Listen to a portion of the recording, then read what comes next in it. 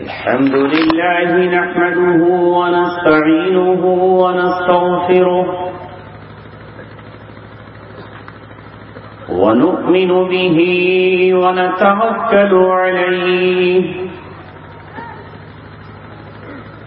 ونعوذ بالله من شرور أنفسنا ومن سيئات أعمالنا من يهده الله فلا مضل له ومن يضلله فلا هادي له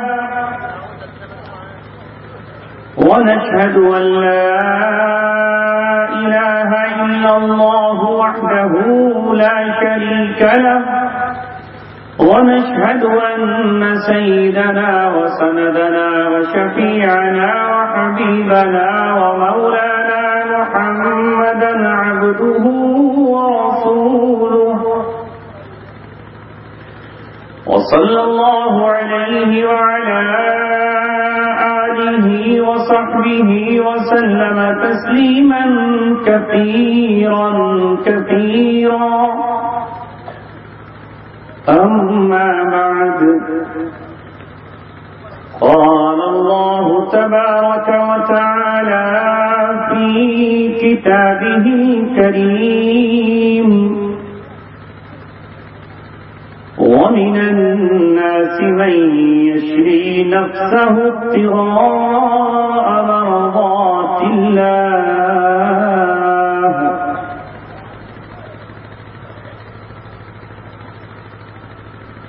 وقال تعالى في آية أخرى: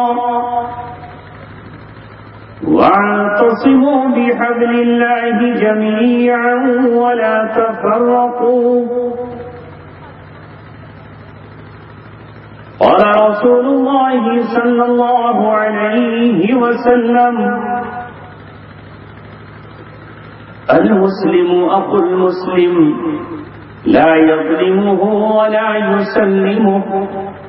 وقال عليه الصلاة والسلام: المؤمن للمؤمن كالبنيان يشد بعضه بعضا. صدق رسوله النبي الكريم.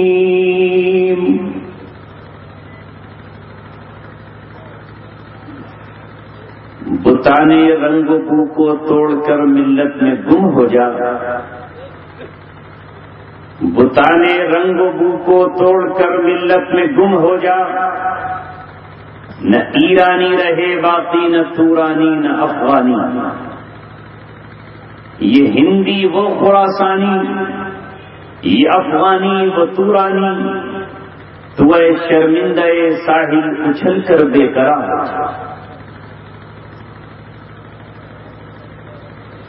ایک ہو مسلم حرم کی پاسبانی کے لیے، نیل کے ساحل سے لے کر تابخا کے کاشور، جو کرے گا امتیاز رنگ خوں مٹ جائے گا، ترک خرگاہی ہو یا اعرابی والا گوہر. عزیزان محترم، آپ کی اس بستی میں جسے تاریخ میں سنہرے الفاظ سے یاد کیا جاتا تھا، میری چوتھی حاضری ہے.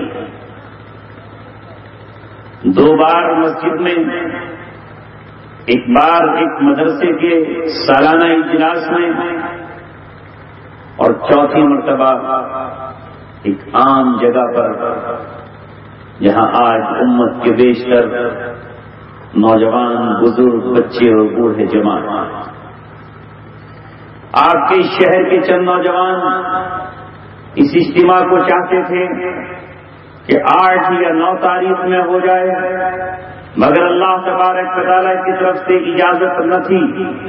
وہ نوجوان اس تاریخ یا اس مہینے کی بالخصوص 10 تاریخ کو، جسے یوم عاشورہ کہا جاتا ہے، جو اللہ تبارک و تعالیٰ کے یہاں سے بہت ہی اہم ترین دن ہے، جس کی فضیلت اور جس کے مرتبے اور عظمت کو آپ حضرات مسجد کے محراب اور جمعے کے خطبوں سے پہلے اپنے اماموں سے علماء سے سن چکے ہیں، یہی وہ دن ہے جس میں واقعہ کربلا پیش آیا، یہی وہ عظیم اور بابرکت دن ہے جس میں حضرت نبی پاک صلی اللہ علیہ وسلم کی اولادوں، آپ کی اولاد کی اولاد، حضرت فاطمہ کے جگر گوشوں نے، محمد رسول اللہ کے ہاشمی گھرانے نے اسلام کے شجر کو سینچنے کے لیے،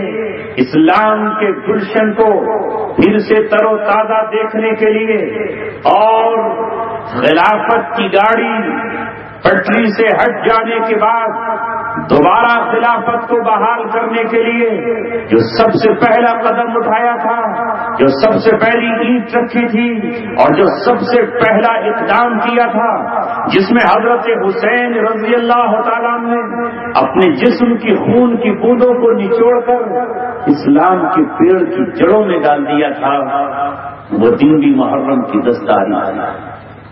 مگر افسوس، اپنے آپ کو صحابہ کا جانشین کہلوانے والے، اپنے آپ کو حسینی کہلوانے والے، اپنے آپ کو خانوادہ نبوت سے محبت کا دعوے دار کہلانے والے، اپنے آپ کو عاشق رسول کہلانے والے، اپنے آپ کو اہل سنت والجماعت کہنے والے، اپنے آپ کو اہل بیت سے محبت کا دعویٰ کرنے والوں نے اس محرم کی 10 تاریخ میں ابن سبا کی اولادوں کے طریقوں کو آج بھی اپنی بستیوں میں زندہ کر رکھا ہے۔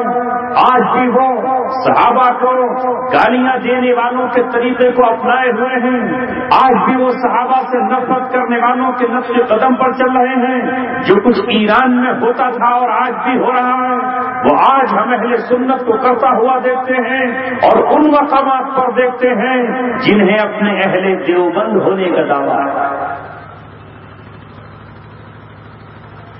تو کیا کلیجہ منہ کو نہیں آئے گا؟ کیا آنکھ سے آنسو نہیں چھلکیں گے؟ کیا غم نہیں ہوگا؟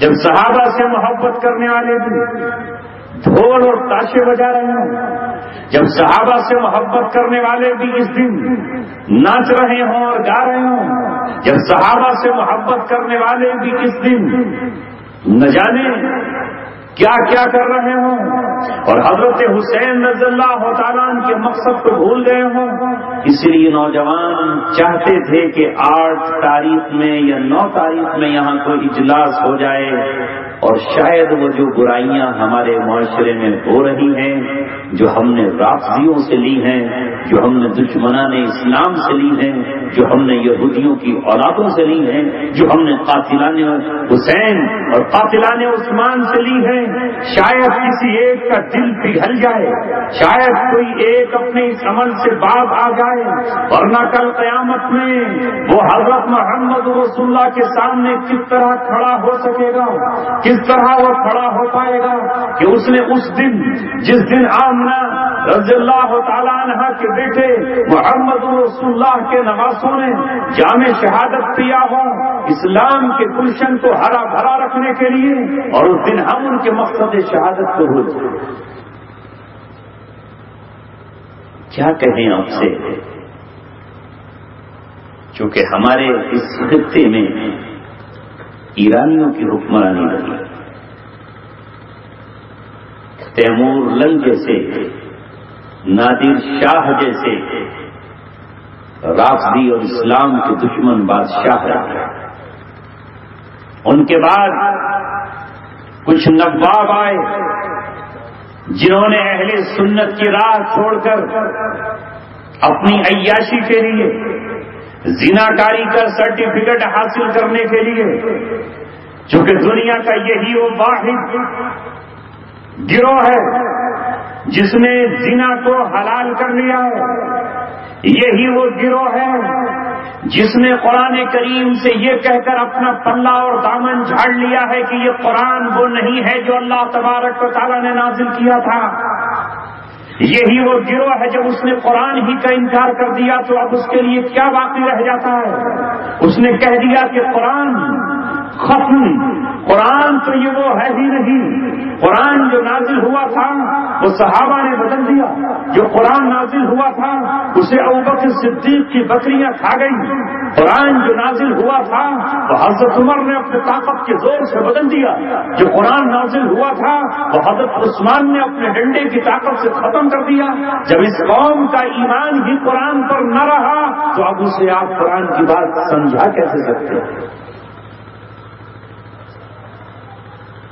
اگر آپ ان سے یہ کہیں کہ جو تم کرتے ہو وہ صحابہ نے نہیں کیا، جو تم کرتے ہو وہ محمد رسول اللہ کے غلاموں اور دیوانوں نے نہیں کیا، تو جو جماعت اور جو قوم کھڑی ہوئی یہ کہے کہ صحابہ میں تو صرف 5 صحابی باقی تھے جنہوں نے اسلام کا دامن نہیں چھوڑا، باقی تمام کے تمام صحابہ مرتد ہو چکے تھے، تمام کے تمام کافر ہو چکے تھے، نعوذ باللہ من ذالک، جن پہ محرم کے اس پورے 10 دنوں میں لعنت کا عمل کیا جاتا ہو، ان کی عورتیں لعنت بھیجتی ہوں اور وہ حضرت عمر اور حضرت ابوبکر حضرت عثمان کو کافر قرار دیتے ہوں، اور وہ حضرت عمر کی بیٹی حضرت حفصہ کو نعوذ باللہ کافرہ قرار دیتے ہوں، جو ابوبکر صدیق کی نفرت میں اتنے آگے بڑھ گئے ہوں کہ پوری مسلمانوں کی ماں، اسلام کی ماں، قرآن جن کی برات ظاہر کرے، حضرت عائشہ رضی اللہ تعالی عنہا پر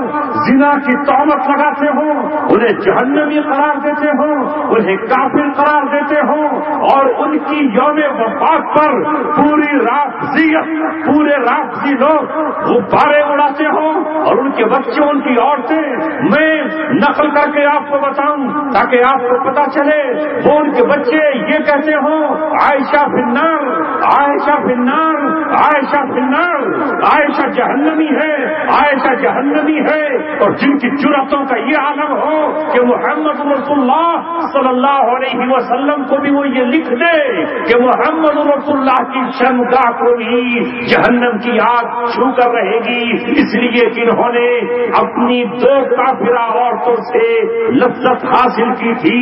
وہ رافضیت جب ہمارے ملک میں داخل ہو اور کچھ نواب اس کا پرچم ہاتھوں میں تھام لے عیاشی کے لیے، تو پھر ان کی رسم و رواج اس غلام قوم کے پاس آج تک موجود ہے۔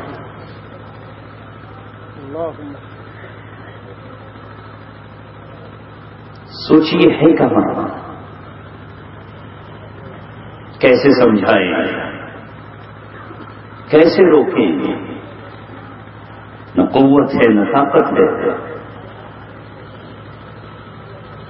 صرف اللہ تبارک و تعالیٰ کا واسطہ دے کر ہی آج اس امت کو سمجھایا جا سکتا ہے۔ کتنی رسمیں ہیں جو آج ان سے چلی آ رہی ہیں ہم تک،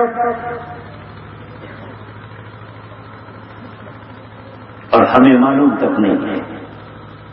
مجھے تو حیرت ہوئی، ہم تو سمجھتے تھے کہ ہمارے علاقے جو بریلی کے قریب ہیں وہیں یہ سب کچھ ہے، جہاں لکھنؤ میں یہی سب کچھ ہے، یہی وہ نواب تھے جو پہلے اپنی عیاشیوں کے لیے انہوں نے یہ دھرم، یہ الگ فرقہ اختیار کیا، اس لیے کہ اس فرقے میں زنا حرام۔ 1 گھنٹہ، 1 سیکنڈ، 1 منٹ، 1 رات، 1 مہینہ، 1 سال کے لیے جو جس سے چاہے نکاح کر لے اس کا نام متعارف دیا گیا۔ پھر یہی وہ لوگ تھے، یاد رکھو مسلمانوں، کہ جو انگریزوں کے غلام اور ان کے ایجنٹ بنے۔ جب انگریز اس ملک میں آیا تو یہی لوگ تھے جنہوں نے اپنی فوج انگریزوں کی فوج میں شامل کر دی، یہی وہ لوگ تھے جنہوں نے انگریزوں کے گھوڑوں کے جوتے اور ان کے تلوے صاف کیے، یہی وہ لوگ نواب بنائے گئے، اور اس وقت جنہوں نے انگریزوں کے خلاف علم بغاوت بلند کیا، جنہوں نے انگریز کے ظلم کو ظلم کہا، انگریز کے ستم کو ستم کہا، انگریز کو قاتل کہا، انگریز سے مقابلے کے لیے اپنی جسم اور جان کو پیش کیا، تو یہی وہ تو لوگ تھے کہ جنہوں نے ان کو اپنے پیسے کے زور پر کافر قرار دیا اور ان کو قتل کرا دیا گیا، کسی کو کالے پانی کی سزا دی گئی، کسی کو پھانسی کے پھندے پر لٹکا دیا گیا، کسی کو بھوکے شیر کے سامنے ڈال دیا گیا، کسی کے سینے کو توپ کے دہانوں سے چھلنی کر دیا گیا، کسی کو زندہ آگ میں جلا دیا گیا۔ یہی وہ لوگ تھے جو اس وقت عیش کر رہے تھے، عیاشیاں کر رہے تھے، انگریزوں نے انہیں علاقے دے رکھے تھے، یہ کل تک بادشاہ اور اس کے بعد پھر نواب بن چکے تھے۔ یہی وہ لوگ تھے جنہوں نے ان رسموں کو جاری کیا جو آج تک مسلمانوں کا پیچھا نہیں چھوڑ رہی ہیں۔ یہی وہ لوگ تھے جنہوں نے انگریزوں کا ساتھ دے کر اس کے بعد اپنی حکومتیں بنائیں اور آج تک بناتے چلے آ رہے ہیں۔ غور کرو مسلمانوں، غلامی کے اس دور میں بھی کتنا کچھ ہم سے کہا گیا، کتنا لکھا گیا، مگر ہم ہیں کہ اسی ڈگر پر چلے آ رہے ہیں۔ کاش ہم توبہ کر لیتے، کاش ہم جان لیتے، کاش ہم اس قربانی کو ذرا سا سمجھ پاتے جو سیدنا حسین ابن علی رضی اللہ تعالیٰ نے اپنے خاندان کے ساتھ میدان کربلا میں دی تھی۔ وہ کیوں آخر خاک و خون میں تڑپے تھے، کیوں ان کے بچے ذبح کیے گئے، کیوں ان کی بیٹیاں تڑپتی رہیں، کیوں ان پر نہروں کا پانی بند کر دیا گیا، ہونٹ سوکھے ہوئے ہیں، حلق پر کانٹے جمے ہوئے ہیں، خیموں سے چیخنے کی آواز آتی ہے، بچے تڑپتے ہیں، ماں پانی چاہیے، بچے روتے ہیں، ہمیں پانی چاہیے۔ اللہ اکبر، کتنا کڑا امتحان ہاشمی گھرانے کا لیا جا رہا ہے، کتنا اہم امتحان فاطمہ کے بیٹوں کا لیا جا رہا ہے، کتنا اہم امتحان رسول اللہ کے جگر گوشوں کا لیا جا رہا ہے۔ اللہ اکبر، جب ہم تاریخ پڑھتے ہیں تو ہمیں حیرت ہو جاتی ہے۔ یہاں پچھلی قوموں کے لیے اللہ تبارک و تعالیٰ نے اتنا بڑا امتحان نہیں لیا۔ جب بنی اسرائیل مصر کی سرزمین سے نکل کر صحرائے سینا میں آتے ہیں، انہیں بھوک لگتی ہے تو ان کے بچوں کے لیے آسمان سے من و سلوہ اترتا ہے۔ جب انہیں پیاس لگتی ہے تو موسیٰ علیہ السلام سے کہا جاتا ہے اضرب بعصاک کالحجر فانفجرت منہ اثنتا عشرۃ عینا، اے موسیٰ علیہ السلام ذرا اپنے عصا کو پتھر پر مار دیجئے، پتھر سے پانی کے 12 چشمے جاری ہو جائیں گے۔ آسمان سے جب سورج تمتماتا ہے تو اللہ تبارک و تعالیٰ وہاں بادلوں کو حکم دیتا ہے کہ ان بنی اسرائیل کے بچوں پر سائبان کی طرح بدلیاں آ جائیں۔ وَظَلَّلْنَا عَلَيْكُمُ الْغَمَامَ وَأَنزَلْنَا عَلَيْكُمُ الْمَنَّ وَالسَّلْوَىٰ۔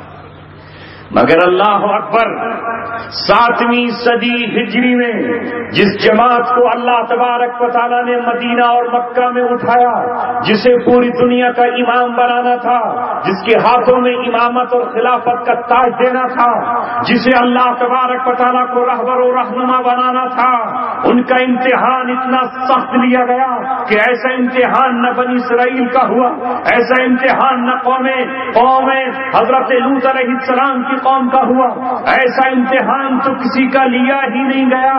وہاں ابراہیم علیہ السلام آگ کے دریا کی طرف جب جاتے ہیں تو آگ میں قدم رکھنے سے پہلے، آگ میں اترنے سے پہلے اللہ تبارک و تعالیٰ آگ کو حکم دیتا ہے قلنا یا نار کونی بردا وسلاما علی ابراہیم، میرا ابراہیم آ رہا ہے، اے آگ ابراہیم کے لیے گلشن بن جا اور تیرے انگاروں کو مہکتے ہوئے پھول بن جانا چاہیے۔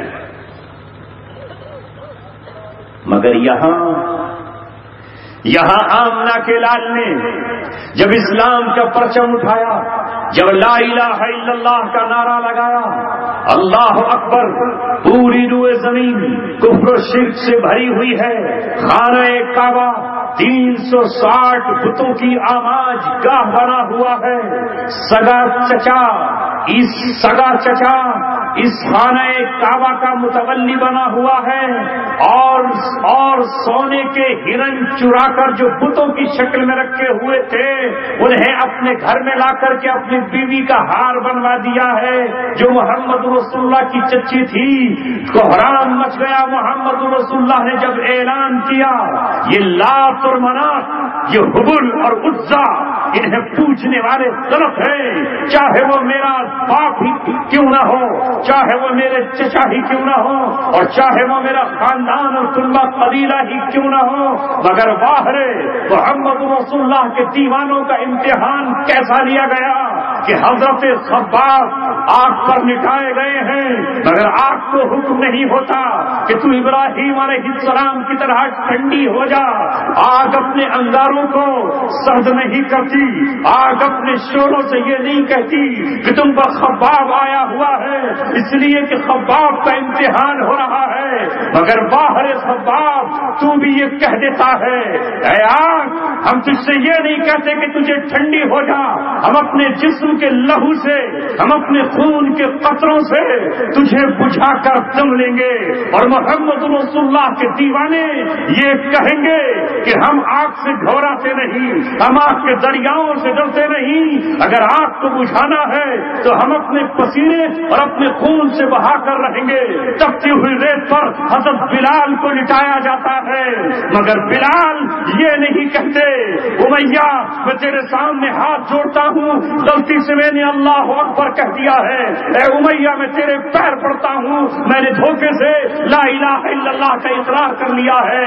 او ابو جہل اپنے گھوڑے کو مجھ سے پیچھے رکھ لے، میں محمد رسول اللہ سے باز آ جاتا ہوں. وہ کسی سے نہیں بلکہ حضرت بلال یہ کہتے او امیہ سارے کفر کو چڑھا کر لے آ، سارے گھوڑے لے آ، تمام جلادوں کو لے آ، تمام قاتلوں کو لے آ، تو جسم کی بوٹیاں کر سکتا ہے، تو مجھے تپتے ہوئے صحرا میں لٹا سکتا ہے، لیکن رب دو جہاں کی قسم میں محمد رسول اللہ کا غلام ہوں، کسی سے ایک قطرہ پانی کا نہیں مانگوں گا، کسی سے سائے کے لیے بھیک نہیں مانگوں گا. جس وقت میں مر جاؤں گا اس وقت میری لاش سے اٹھنے والی خوشبو یہ بتائے گی کہ یہ محمد کا دیوانہ اور غلام.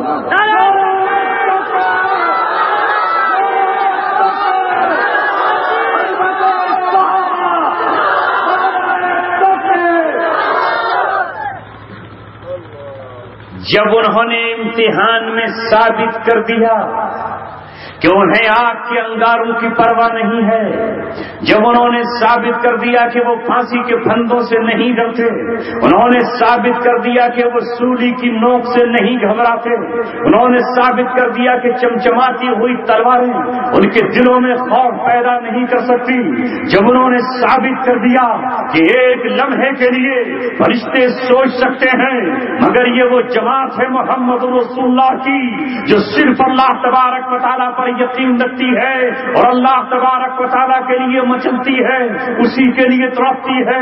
جب روئے زمین پر ثابت کر دیا انہوں نے کہ اللہ تبارک و تعالیٰ تیری امانت کی حفاظت ہم کر کے دکھائیں گے، تیرے قرآن کے لفظوں کی حفاظت ہم کر کے دکھائیں گے، تیرے قرآن پر عمل ہم کر کے دکھائیں گے. اگر قیصر آئے گا تو قیصر کے راہ کی دیوار بن جائیں گے، اگر کسرا آئے گا تو کسرا کی آنکھوں میں آنکھیں ڈال کر ہم دریائے دجلہ میں اپنے گھوڑے دوڑا دیں گے. اے مولا ساری دنیا اکٹھی ہو کر آ جائے، چاہے ہمارے سامنے سے آ جائے اور چاہے وہ ہمارے نیچے سے آ جائے، یہ ہو نہیں سکتا ہے کہ ہم کسی کے سامنے زندگی کی بھیک مانگے، کسی سے ہم دوستی کا ہاتھ بڑھائے. جو تیرا ہے وہ ہمارا ہے، جو تیرا نہیں وہ ہمارا نہیں، چاہے وہ ہماری بیوی کی کوکھ سے نکلا ہوا ہمارا اپنا ہی جگر توشا کیوں نہ ہو، اور چاہے وہ ہمارا باپ ہی کیوں نہ ہو جس کی انگلیاں پکڑ کر ہم چلے ہیں، جس نے اپنی باہوں میں ہمیں جھولا جھلایا ہے، جس جس نے ہمیں اپنے کاندھے پر بٹھایا ہے، جس کے دل میں ہمارے لیے محبت کا سیلاب ہے۔ اے مولا، جس دن تو ہمارا امتحان لے گا اس دن ہم یہ ثابت کر دیں گے کہ ہماری یہ ننگی شمشیر اور براہنہ تلوار تیرے دشمنوں کا خون پی کر ہی نیام کے اندر جا سکتی ہے۔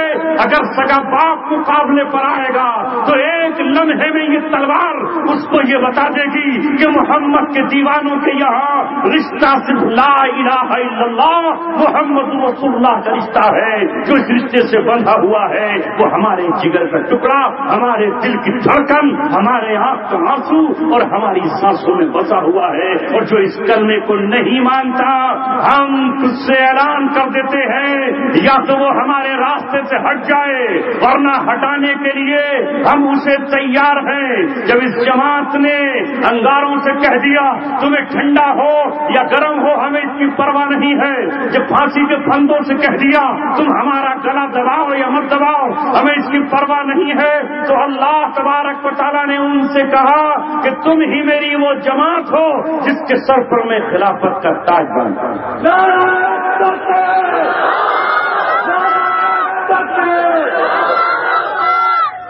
میرے عزیزوں، وہ امانت، وہ ذمہ داری جو اس سے پہلے پچھلی امتوں کو دی گئی تھی وہ عرب کی ان صحرا نشینوں کو ملی، صحرا نشینوں کو ملی۔ صحرا کہتے ہیں جنگل کو، نشین کہتے ہیں بیٹھنے والوں کو۔ یہ لوگ کہاں رہتے تھے؟ جنگل میں اپنے اونٹ چراتے تھے، وادیوں میں اپنی بکریاں چراتے تھے، صبح نکلتے شام کو اپنی بکریاں چرا کے واپس آتے، صبح نکلتے تو شام کو اپنے اونٹ واپس لے کر آتے۔ قبیلوں کی زندگی، رہنے کو مکان نہیں، بستیاں بہت چھوٹی چھوٹی، کھجور کے پتوں کی بنی ہوئی جھونپڑیاں، اونٹ کے کھال کی بنے ہوئے بستر۔ ایک ایسی قوم جو بدو اور جاہل اور ان پڑھ کہلاتی، مگر اللہ تبارک و تعالیٰ کی نظر اس قوم پر پڑی، اس لیے کہ یہ قوم جنگجو تھی، بہادر تھی، غریب پرور تھی، مظلوم کا ساتھ دینے والی تھی۔ اسی سرزمین پر اللہ تبارک و تعالیٰ نے اپنی نظروں کو گاڑ دیا اور اپنا آخری پیغمبر، اپنی آخری کتاب، اپنا آخری گھر بیت اللہ کی حفاظت کے لیے اس قوم کو اٹھایا، اور اللہ تبارک و تعالیٰ نے کہا اے اٹھو، شراب کے جام پھینک دو، اور شراب کے جام پھینک کر جنت کی شرابوں کا اللہ تبارک و تعالیٰ سے سودا کرا۔ اب اونٹ کی نکیلیں چھوڑو، تمہارے ہاتھ میں ہم کسرا کے محل کی چابی دیں گے، تمہارے ہاتھ میں ہم قیصر کے تاج کے ہیرے جواہرات دیں گے۔ اب اونٹ چرانا چھوڑو، تمہارے قدموں کے نیچے جو پہاڑ ہیں ان پہاڑوں کو ہم سونے کا بنا دیں گے، ان پہاڑوں کے نیچے ہم دنیا کو روشن کرنے کے لیے تمہاری اولادوں کو وہ پیٹرول دیں گے جس سے ساری دنیا کی مشینیں اور اڑن تشتریاں فضاؤں میں چلیں گی۔ ہم تمہارے قدموں کو جہاں سوکھے ہوئے پہاڑ ہیں انہیں پہاڑوں میں پیلا سونا بھی رکھیں گے، پیٹرول اور ڈیزل کی شکل میں ہم کالا سونا بھی رکھیں گے، ہم تمہیں ہر طرح کی نعمتوں سے نوازیں گے، بس صرف یہ ہے کہ تم ہمارے نبی کی حفاظت کر کے دکھاؤ، ہم تمہیں کسی کا محتاج اور کسی کا بھکاری نہیں بنائیں گے۔ اللہ تبارک و تعالیٰ نے ان سے وعدہ کیا اور انہوں نے اللہ تبارک و تعالیٰ سے وعدہ کیا، دونوں ایک دوسرے سے کیا وعدہ کر رہے تھے؟ آؤ اللہ تبارک و تعالیٰ کی زبان میں سمجھتے ہیں۔ اللہ تبارک و تعالیٰ کہتا ہے من المؤمنین رجال صدقوا ما عاهدوا الله علیہ مرد و مومنین میں سے کچھ مرد وہ ہیں کہ جنہوں نے اللہ تبارک و تعالیٰ سے جو وعدہ کیا تھا اس وعدے کو نبھا دیا. اللہ سے وعدہ کیا تھا کہ جسم تیرا ہے تو تیرے ہی حوالے کریں گے, لہو کے قطرے آپ کے ہیں تو آپ کی محبت میں بہا دیں گے, یہ جان آپ کی ہے تو آپ کی محبت میں نچھاور کر دیں گے. مولا آپ مانگے تو صحیح, ماں سمیہ سے اللہ تبارک و تعالیٰ نے پہلی جان مانگی. مکہ میں کون ہے جو میرے دین کے لیے آگے بڑھے؟ تو غلاموں کا گھرانہ, کمزوروں کا گھرانہ, بے دستوں کا گھرانہ آل یاسر کھڑے ہوئے. یاسر سمیہ کے شوہر ہے, سمیہ ان کی بیوی ہے, بیٹا ان کا عمار ہے. تینوں نے کھڑے ہو کر یہ کہا, اے محمد رسول اللہ, ہم آپ پر ایمان لے کر آتے ہیں. ہم نے ابو جہل کی جہالت کو اپنے پیروں کے نیچے رون ڈالا ہے, ہم نے امیہ کے مال و دولت کو اپنے قدموں میں مسل ڈالا ہے. اے محمد تیری محبت میں ہم کوڑے بھی کھائیں گے. اللہ اکبر. دنیا والوں سنو, اہل ایمان وہ ہوتے ہیں جو ہمیشہ ابو جہلوں کے سامنے یہ کہتے ہیں, ابو جہل یہ جسم کے تو دو ٹکڑے کر سکتا ہے, اس جان کو چھلنی چھلنی کر سکتا ہے, اس خون کو نچوڑ کر پیالے میں لے کر تو بھی شراب کی طرح پی سکتا ہے, مگر وہ ایمان جو ہمارے دل میں اتر آیا ہے, وہ توحید جو ہمارے سینے میں موجود ہے, دنیا کی کوئی آندھی اس توحید کے چراغ کو نہیں بجھا سکتی ہے. دنیا کا کوئی لشکر اسلام کے شیروں کو شکست سے دو چار نہیں کر سکتا ہے. اس زمین نے دیکھا, اس آسمان نے دیکھا, مکے کی مظلوم وادی میں سمیہ کے دو ٹکڑے ہوئے, مگر جس وقت سمیہ کے دو ٹکڑے ہو کر زمین پر گرے ہیں تو اس ٹکڑے سے آواز آ رہی تھی, لا الہ الا اللہ, اور دور سے ٹکڑے سے آواز آ رہی تھی, محمد الرسول اللہ.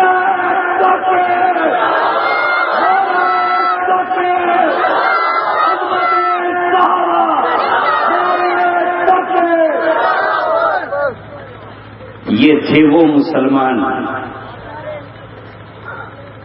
313 تھے تو لرزتا تھا زمانہ, اور اب کروڑوں ہیں تو کیا حال ہے. وہ 313 تھے تو لرزتا تھا زمانہ. اللہ اکبر. پھر سے دل کے اندر جو ایمان کی انگیٹھی ہے, جو بجھنے کو ہے, اسے پھر سے ہوا دو, پھر سے اسے شعلہ جوالہ بنا دو. وہی قرآن جس نے عرب کی مردہ زمین کو زندہ کر دیا تھا, کوئی اور نہیں تھا اس قرآن کے علاوہ, صرف یہی قرآن آیا تھا. قرآن کے بعد حدیث آئی, پہلا نمبر قرآن کا. اللہ اکبر. اس قرآن نے مکے کی مردہ زمین کو زندہ کر ڈالا, اور شیطان جو یہ سمجھ رہا تھا کہ میں نے ایک طرف قیصر کو بٹھا دیا ہے, دوسری طرف کسرا کو بٹھا دیا ہے, اب کون ہے جو میرے نظام کو ہلا سکتا ہے, اب کون ہے جو میرے نظام کو چیلنج کر سکتا ہے, اس کی نظر تھی ہی نہیں کہ اللہ تبارک و تعالی وہاں سے تیرے نظام کو ہلانے کے لیے کھڑا کرے گا جہاں تو نے سوچا بھی نہیں تھا. شرابوں کی متوالی قوم, ماں اور بہن بیٹیوں سے زنا کر لینے والی قوم, رات کو ڈاکہ ڈالنے والی قوم, 360 پتھروں کے سامنے اپنی پیشانی کو جھکا لینے والی قوم کو اللہ تبارک و تعالیٰ نے اٹھا کر یہ کہا, اب تم اونٹ چرانے کے لیے نہیں آئے, اب تم کسرا کے محل میں اپنے گھوڑے ہنانے کے لیے بھیجے گئے ہو, اب تم قسطنطنیہ کے قلعے پر فتح کے جھنڈے لہرانے کے لیے بھیجے گئے ہو. تمہیں اب باغوں کو سینچنے کی ضرورت نہیں ہے, میں تم پر فریضہ جہاد نازل کر کے مجھ دشمنوں سے حاصل ہونے والا مال غنیمت تمہارے لیے حلال کر دینے والا ہوں. میں تمہارے لیے مال پے کو حلال کرنے والا ہوں. خیبر کے قلعے کو فتح کر لو. اس قلعے میں جتنا سونا ہے, جتنا چاندی ہے, وہ تمہارا مال غنیمت بن جائے گا. اس کے 5 حصے کر لینا, ایک حصہ نکال کر اللہ تبارک و تعالیٰ کو دے دینا. اللہ کو نہیں چاہیے. واللہ الغنی, اللہ تبارک و تعالیٰ غنی ہے. اللہ الصمد, اللہ تبارک و تعالیٰ بے نیاز ہے. وہ کافروں کے بتوں کی طرح دودھ نہیں پیتا, وہ کافروں کے بتوں کی طرح کسی جانور کا گوشت نہیں کھاتا, وہ ان کے معبودوں کی طرح چارہ نہیں کھاتا, وہ ان کے معبودوں کی طرح ناریل اور مٹھائی نہیں کھاتا.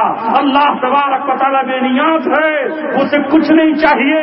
ہاں, اس نے سماج میں کچھ یتیم پیدا کیے ہیں, اس نے کچھ بیوائیں بنائی ہیں, اس نے کچھ کو مسکین بنایا ہے, اس نے کچھ لوگوں کو غریب رکھا ہے جن کے چولہے خاموش ہیں. 5واں حصہ نکال کر بیت المال میں جمع کر دینا, باقی 4 حصے غازیوں میں, فائٹروں میں تقسیم کر دینا.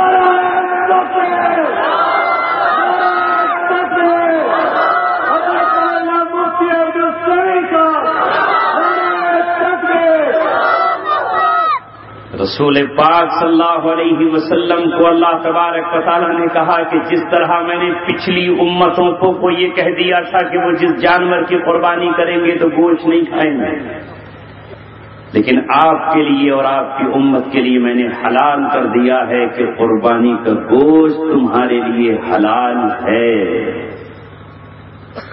لاکھ جین سماج کے ماننے والے کہیں کہ میٹ, گوشت, بیف مت کھاؤ, مگر اسلام نے حلال قرار دے دیا ہے تو حلال ہے. حاجی اپنی قربانی کا گوشت کھا سکتا ہے یا نہیں کھا سکتا؟ جب حلال کر دیا تو حلال. عقیقے کا گوشت آپ کے لیے حلال. یہ مت کہنا دوسروں کی رسم میں کہ نانا اور نانی بھوکے رہیں گے, عقیقے کا گوشت نہیں کھائیں گے. بعض علاقوں میں لوگ کہتے ہیں کہ نانا اور نانی عقیقے کا گوشت نہ چھوئیں, باقی پوری دنیا کھائے, کیونکہ یہی ظالم ہے. نانا اور نانی کو ہاتھ نہیں لگانا. ارے یہ جو رسمیں میرے اور آپ کے یہاں آئی ہیں, یہ رسمیں باطل لوگوں کی ہیں کہ صاحب بیٹی کے یہاں اگر کھانا کھا لیا تو اس کی قیمت دینی پڑے گی. بیٹی کے یہاں بغیر پیسے دیے کھانا بھی جائز نہیں ہے.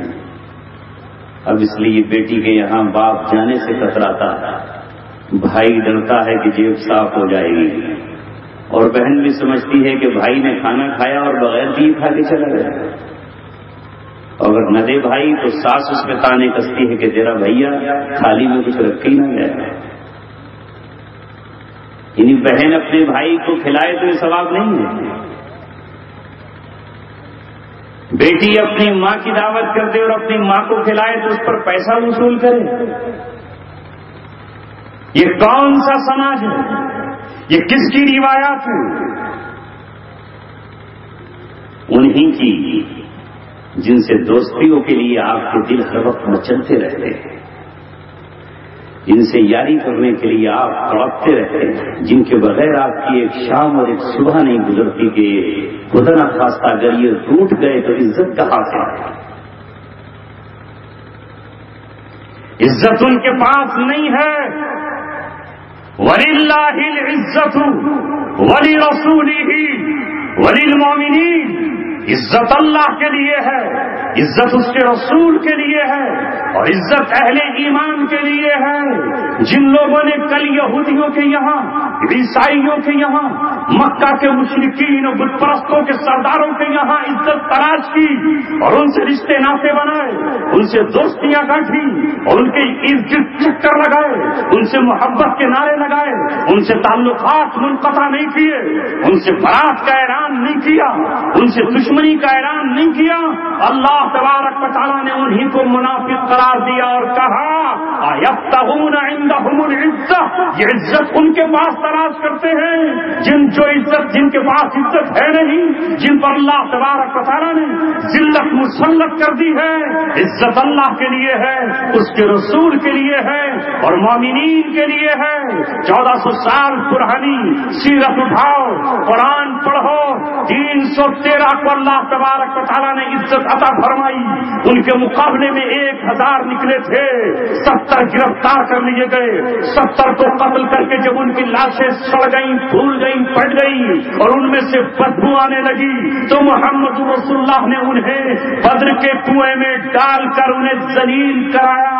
عزت کسے ملی؟ عزت محمد رسول اللہ کو ملی۔ محمد رسول اللہ سے یہ کہنے والا عبداللہ بن ابی کہ ہم مدینہ پہنچ کر آپ کو یہاں سے باہر نکال دیں گے، مدینہ میں داخل نہیں ہو سکا۔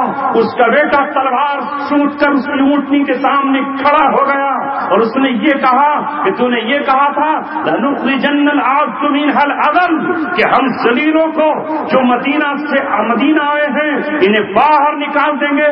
اپنے باپ کے سامنے تلوار سوٹ کر جب بیٹے نے کہا کہ محمد رسول اللہ عزت والے ہیں، ابوبکر صدیق عزت والے ہیں، عمر ابن خطاب عزت والے ہیں، اور جب تک تم اقرار نہیں کرے گا تم مدینہ میں داخل نہیں ہوگا، تو ہر گھڑ سوار سے کہتا تھا لوگوں میں ہی ذلیل ہوں، میں ہی رسوا ہوں، اس سے بڑی رسوائی کیا ہوگی کہ میرا بیٹا ہی مجھے ذلیل کر رہا ہے۔ کر دی اللہ تبارک و تعالیٰ نے ذلیل۔ عزت اللہ تبارک و تعالیٰ کے لیے، اس کے رسول کے لیے اور اہل ایمان کے لیے ہے۔ وہ جتنے بھی ہیں عزت اللہ تبارک و تعالیٰ سے مانگیں۔ اور کن حالات میں اللہ تبارک و تعالیٰ عزت کا وعدہ کر رہا ہے؟ ان حالات میں عزت کا وعدہ کرتا ہے جب پورا مدینہ گھیر لیا گیا ہے، پورا مدینہ گھیر لیا گیا۔ صحابہ کو رضی اللہ عنہم کی بشارت یوں ہی نہیں ملی، آسمان سے سند یوں ہی نہیں ملی، رضی اللہ عنہم ورضوا عنہ، اللہ ان سے راضی ہے، یہ اللہ تبارک و تعالیٰ سے راضی ہے۔ انہوں نے ان حالات میں، ہم پر تو ابھی کوئی حالات آئے ہی نہیں، ہم پر تو کچھ بھی حالات نہیں آئے، خون کا ایک قطرہ بھی نہیں بہا، ایک ناخن نہیں ٹوٹا، ایک سر کا بال کی تکلیف تک ہم نے برداشت نہیں کی، ایک کانٹا ہمارے پیر میں نہیں چبھا، آنکھ سے ایک آنسو ہمارا نہیں چھلکا۔ اللہ اکبر، یہ وہ صحابہ تھے جو احد کے میدان میں کون ایسا نہ تھا جس نے زخم نہ کھائے ہوں، جب سپہ سالاروں کا سپہ سالار، جب تاجداروں کا تاجدار، جب بہادروں کا بہادر، جب سارے نبیوں کا امام، جب سارے کمانڈوں کا جرنیل محمد رسول اللہ ہی زخمی ہو جائے، اس کے دانت ٹوٹ جائیں اور اس کے رخساروں پر، اللہ اکبر، اس کے رخساروں پر لوہے کی کڑیاں چبھ جائیں، اتنا خون بہے کہ خون بہتے ہوئے جسم لال ہو جائے، خون نہ رکے تو حضرت فاطمہ چٹائی جلا کر اپنے باپ کا خون روکے۔ فاطمہ کا باپ، عائشہ کا شوہر، حضرت علی کا چچا زاد بھائی آج خون سے تر ہے۔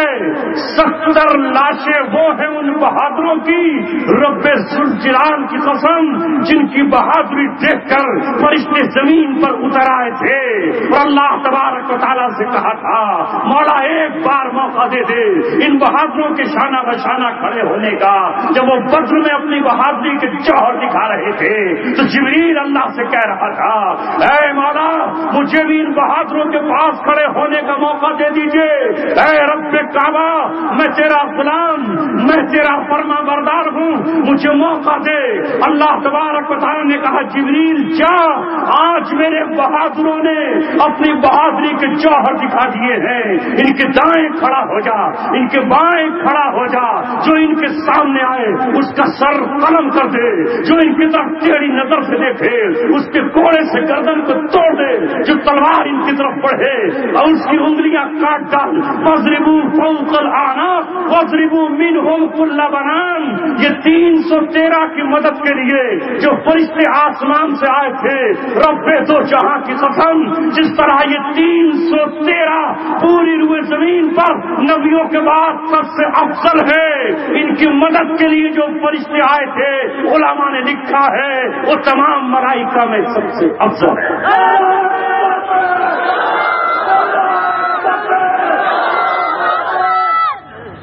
یہ ان حالات میں بہت دیکھ چکے تھے اور احزاب میں گھیر لیے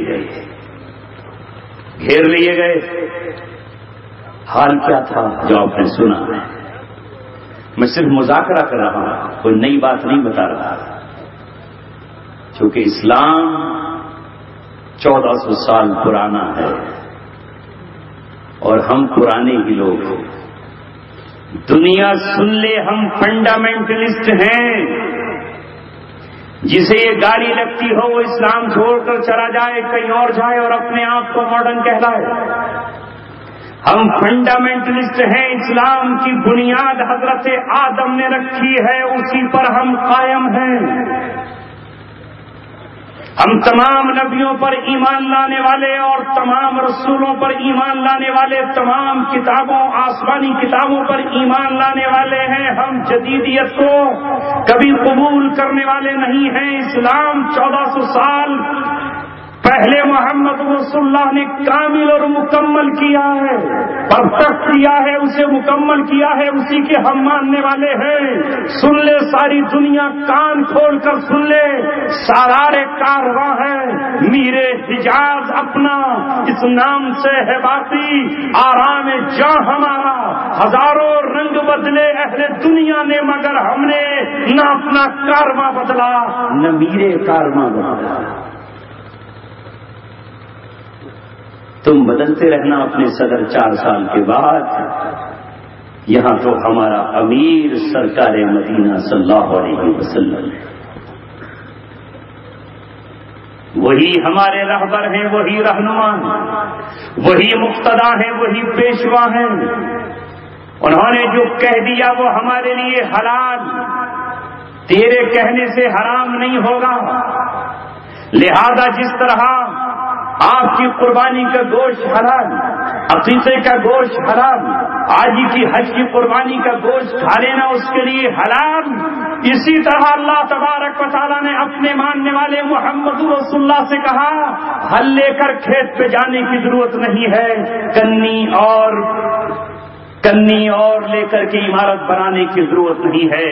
اے محمد رسول اللہ، میں نے آپ کے لیے مال بے کو حلال کر دیا ہے. اٹھو اور آگے بڑھ کر خیبر کا علاقہ خیبر کے یہودیوں سے چھین لو. خیبر تمہارا ہے، آگے بڑھو، مکے پر حملہ آور ہو. مکہ تمہارا ہے، مکے کے بعد طائف تمہارا ہے، طائف کے بعد آگے نکلو. محمد رسول اللہ اپنی حیات طیبہ میں جزیرۃ العرب کو فتح کر چکے. پھر آپ نے اپنے صحابہ سے کہہ دیا وقاتلوہم حتی لا تکون فتنہ ویکون الدین کلہ للہ. جہاں تک تمہارے گھوڑے دوڑ سکتے ہوں تو گھوڑوں کو دوڑاتے رہنا، اور جب گھوڑے دوڑنا چھوڑ دیں اور سمندر روک کر ٹھہر جائے تو سمندر کے لیے کشتیاں بنا لینا، سمندر میں چلنے کے لیے بیڑے بنا لینا. جو لوگ سمندر کی کشتیوں پر سوار ہو کر جائیں گے اللہ تبارک و تعالیٰ نے ان کے لیے جنت کو واجب کر دیا.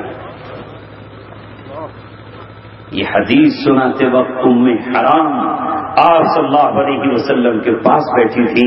کہا اللہ کے رسول، آپ کی امت کا وہ دستہ جو سمندری راستے سے اسلامی جھنڈے گاڑنے کے لیے دوسرے علاقوں میں پہنچے گا، آپ دعا فرما دیجئے کہ میں بھی اس میں شامل ہو جاؤں، اس لیے کہ ان کے لیے جنت کی بشارت ہے. اللہ کے رسول صلی اللہ علیہ وسلم نے ان کو بشارت دے دی اور کہا تم اس میں شامل ہو کر رہو گی. یہ میرے آقا کی زبان سے نکلی ہوئی بات تھی جو جو امر تھی، اٹل تھی، امت تھی. حضرت ام حرام کو اللہ نے اتنی لمبی زندگی عطا فرمائی کہ حضرت امیر معاویہ کے دور میں جب انہوں نے کشتیاں بنائیں اور کشتیاں بنا کر جب سمندر کے ذریعے سے صحابہ کرام آگے بڑھ رہے ہیں، رومیوں کے علاقوں کی طرف جا رہے ہیں، تو ام حرام ان کشتیوں میں سوار ہو کر جا رہی تھی. اللہ کے رسول سے دعا کی تھی اسی غزوے میں مجھے قبول کر لیا جائے. اونٹ پر سوار ہوئی کہ اونٹ سے نیچے گری، ہڈی ٹوٹی، موت واقع ہوئی، مگر یہ موت نہ تھی. اس موت پر قرآن نے کہا اے اللہ اس کے رسول کو ماننے والوں، یہ موت نہیں بلکہ زندگی ہے. ام حرام نے جس دن اپنا دم توڑا ہے اسی دن وہ جنت جا چکی ہے، اس لیے کہ سمندری راستوں سے جانے والوں کو اللہ کے رسول نے جنت کی بشارت سنائی. مل گیا مال، غنیمت کے طور پر ملا. اب کسی کی سمجھ میں آئے یا نہ آئے، کوئی کچھ بکتا رہے، جو رسول اللہ صلی اللہ علیہ وسلم نے کہہ دیا حلال تو وہ حلال، اور جسے کہہ دیا حرام تو حرام. دنیا کے کسی مفتی کیا، خود رسول اللہ کو، رسول اللہ کی جماعت کو، جو سب سے افضل ترین جماعت ہے، کسی حلال کو حرام کرنے کا حق اور اتھارٹی نہیں ہے، کسی کو یہ پاور حاصل نہیں ہے. خود محمد رسول اللہ صلی اللہ علیہ وسلم نے جب اپنی بیویوں کی رضامندی کے لیے آپ ایک بیوی کے پاس جاتے تھے، شہد پی لیا کرتے تھے. بیویاں چاہے نبی کی ہوں، بالآخر آپس میں تو ایک دوسرے سے انہیں رشک اور فخر تو ہوا ہی کرتا تھا. وہ چاہتی تھی کہ آقا ہمارے پاس زیادہ رہے. باقی بیویوں نے مشورہ کیا کہ آج ہم ایک ایسی بات کریں گے کہ رسول اللہ ان فلاں بیوی کے پاس شہد نہ پینا.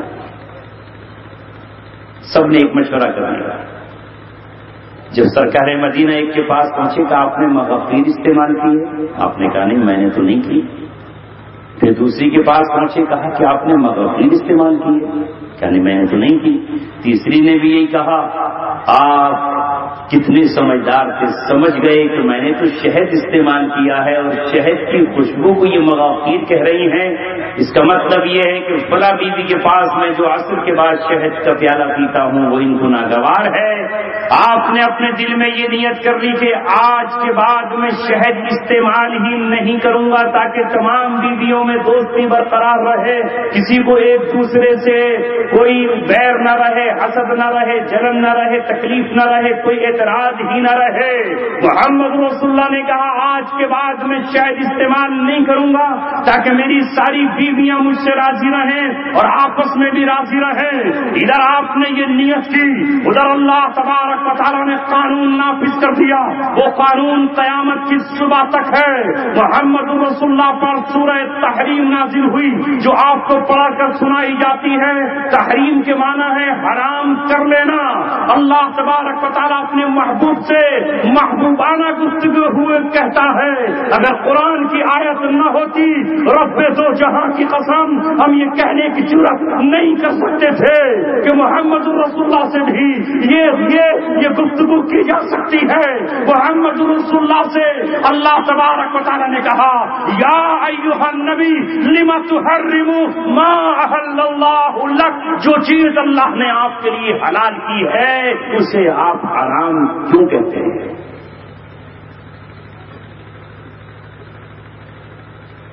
اللہ نے شہد کو حلال کیا ہے، آپ نے آج سے کہہ دیا میں اسے استعمال نہیں کروں گا. میرے لیے ایسا ہی ہے جیسے تب تبھی مرضات ازواجک، بیویاں راضی ہو جائیں. تم ڈھونڈتے ہو اپنی بیویوں کی رضامندی، تم ڈھونڈتے ہو اپنی بیویوں کی خوشنودی، تم تلاش کرتے ہو تمہاری بیویاں راضی ہو جائیں، جبکہ نبی کی بیویاں اللہ اکبر روئے زمین پر سب سے اعلیٰ اور سب سے افضل ہیں. وہ آپ کی اہل بیت ہیں، ان پر ہمیں صلاۃ اور سلام پیش کرنے کا حکم ہے. وہ پوری امت کی مائیں ہیں. نبی کے بعد کوئی ان سے نکاح نہیں کر سکتا ہے، مگر وہ جو اللہ نے اپنے نبی کے لیے منتخب فرمائی بنائی جن کے نکاح کبھی اللہ تبارک و تعالیٰ نے کیے، جن میں سے کسی کی تصویر اللہ تبارک و تعالیٰ نے اپنے نبی کو دکھائی، مگر انہی کی رضامندی کے لیے جب نبی یہ کہتا ہے کہ میں شہد کو اپنے اوپر حرام قرار دیتا ہوں، آج کے بعد شہد استعمال نہیں کروں گا، تو پوری صورت اتار دی جاتی ہے کہ تمہیں یہ حق نہیں ہے کہ تم شہد کو اپنے اوپر حرام قرار دے لو اور تمہاری بیویاں تم سے راضی ہو جائیں، تمہاری ازواج تم سے راضی ہو جائیں۔ سنو جھنجھانا کے مسلمانوں، سنو تو وہ لوگ جو کافروں کو راضی کرنے کے لیے، جو رب کے دشمنوں کو راضی کرنے کے لیے، جو اللہ کے باغیوں کو راضی کرنے کے لیے یہ کہنے لگے کہ ہمارے بھائیوں کو اس حلال چیز سے نقصان پہنچتا ہے، ہم اسے حرام قرار دیتے ہیں، تو اللہ تبارک و تعالیٰ ان کو بخش دے گا؟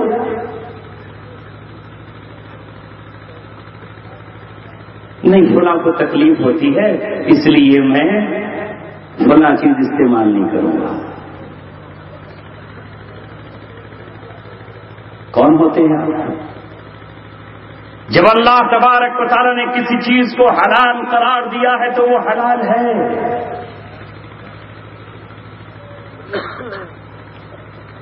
اور اگر اس پر رکاوٹ بنے تو وہ شاعر اسلام ہے۔ علماء نے لکھا ہے، آپ کو معلوم نہیں ہے، علماء نے لکھا ہے کہ اذان سنت ہے، فرض تو نہیں ہے، سنت ہی تو ہے، تو سنت چھوڑ دو۔ بھائی سنت چھوڑنے پر کیا پریشانی؟ بہت ساری سنتیں چھوٹ رہی ہیں، اذان والی سنت بھی چھوڑ دیجیے، کیونکہ فجر کے وقت کچھ لوگ سوتے ہوتے ہیں تو اس فجر کی اذان سے بھی لوگوں کو تکلیف ہوتی ہے، کیوں نہیں چھوڑتے؟ علماء نے لکھا ہے کہ اگر کہیں کسی علاقے کے لوگ اس بات پر اڑ جائیں کہ وہ اذان نہیں پڑھیں گے، کیونکہ اذان اب شعائر اسلام ہے، اذان اب اسلام کی علامت اور نشانی ہے، اسلام کی پہچان ہے، اس لیے اور لوگ کون لوگ مسلمان کسی خطے کے اگر یہ کہیں کہ ہم اذان نہیں پڑھتے، ہماری سوسائٹی تو بڑی پیسفل ہے، بڑے پرامن لوگ ہیں، نہایت شانتی والے لوگ ہیں، ایک دوسرے کی باہوں میں باہیں ڈال کر جھومنے والے لوگ ہیں، یہ کیا ہو گیا؟ اگر اذان نہ پڑھے، اذان سنت ہی تو ہے۔ فقہاء نے لکھا ہے کہ ان اذان چھوڑنے والوں سے قتال کیا جائے گا اور ان سے ایسے ہی مقابلہ کیا جائے گا جیسے مرتدین سے قتال کیا۔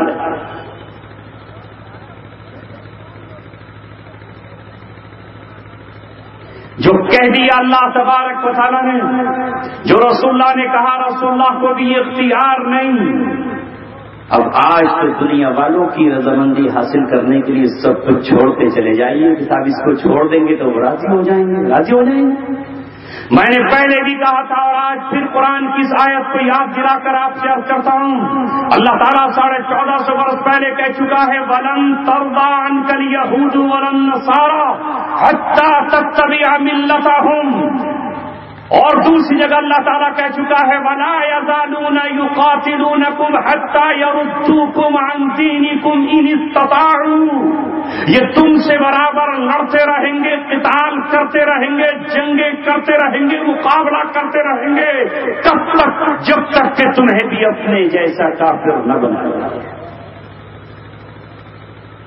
اگر ان کے بس میں ہو تو آپ کو زبردستی اسلام سے پھیر دیں تو راضی ہو جائیں گے، راضی کر لیجیے، اسلام چھوڑ دیجیے، ابھی رضامندی ہو جائیں گے۔ لیکن آپ اسلام پر قائم رہیں پھر رضامندی ہو جائے، اللہ تو کہہ رہا ہے راضی نہیں ہوں گے۔ محمد رسول اللہ سے ابو لہب راضی نہ ہوا، محمد رسول اللہ سے ان کا چچا رشتے کا ہوا کرتا تھا ابو جہل راضی نہ ہوا، قریش مکہ راضی نہ ہوئے، وہ اہل کتاب جن کے پاس آپ کی بشارتیں موجود تھیں، جو آپ کے آنے کا انتظار کر رہے تھے، جو آپ کی آمد کے لیے لوگوں کو تیار کر رہے تھے، وہ یہودی راضی نہ ہوئے، عیسائی آپ سے راضی نہ ہوئے، تو یہ راضی کیسے ہو جائیں گے؟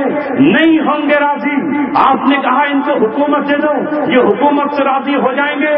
پچھلی 1 صدی گزر چکی ہے, 90 سال گزر چکے ہیں یہود و نصارہ کو حکومت دیے ہوئے. پوری دنیا کے مسلمان سوائے چند لوگوں کو چھوڑ کر جنہوں نے ابھی نیا سورج دیکھا ہے, ان کو چھوڑ کر 1924 سے لے کر کے 2014 اور 15 تک ساری دنیا کے مسلمانوں نے یہ کہہ دیا کہ ہم اپنا ہر قضیہ اقوام متحدہ میں لے کر جائیں گے. ہمارا آقا کبھی بطروس خالی ہے, کبھی بان کی مون ہے. ہم ہر قضیے کی اپنی شکایت امریکہ سے جا کر کریں گے, کبھی روس سے جا کر کریں گے. ہم اپنا مسئلہ حل نہیں کریں گے. ہم نے قرآن طاقوں میں سجا کر رکھ دیا ہے. اے یہودیوں تم بتاؤ کون سا قانون نافذ ہونا چاہیے؟ ملک مسلمانوں کا, خطہ مسلمانوں کا, سرزمین مسلمانوں کی, مگر حکم کس کا چلتا ہے؟ لارڈ بہادر انگریز کا. ملک مسلمانوں کا مصر, مگر حکم کس کا چلتا ہے؟ عیسائیوں کا. سرزمین مسلمانوں کی بیت المقدس, مگر حکم کس کا چلتا ہے؟ انگریزوں کا. سرزمین بنی کس کے نام پر؟ لا الہ الا اللہ کے نام پر. نام رکھا گیا پاکستان.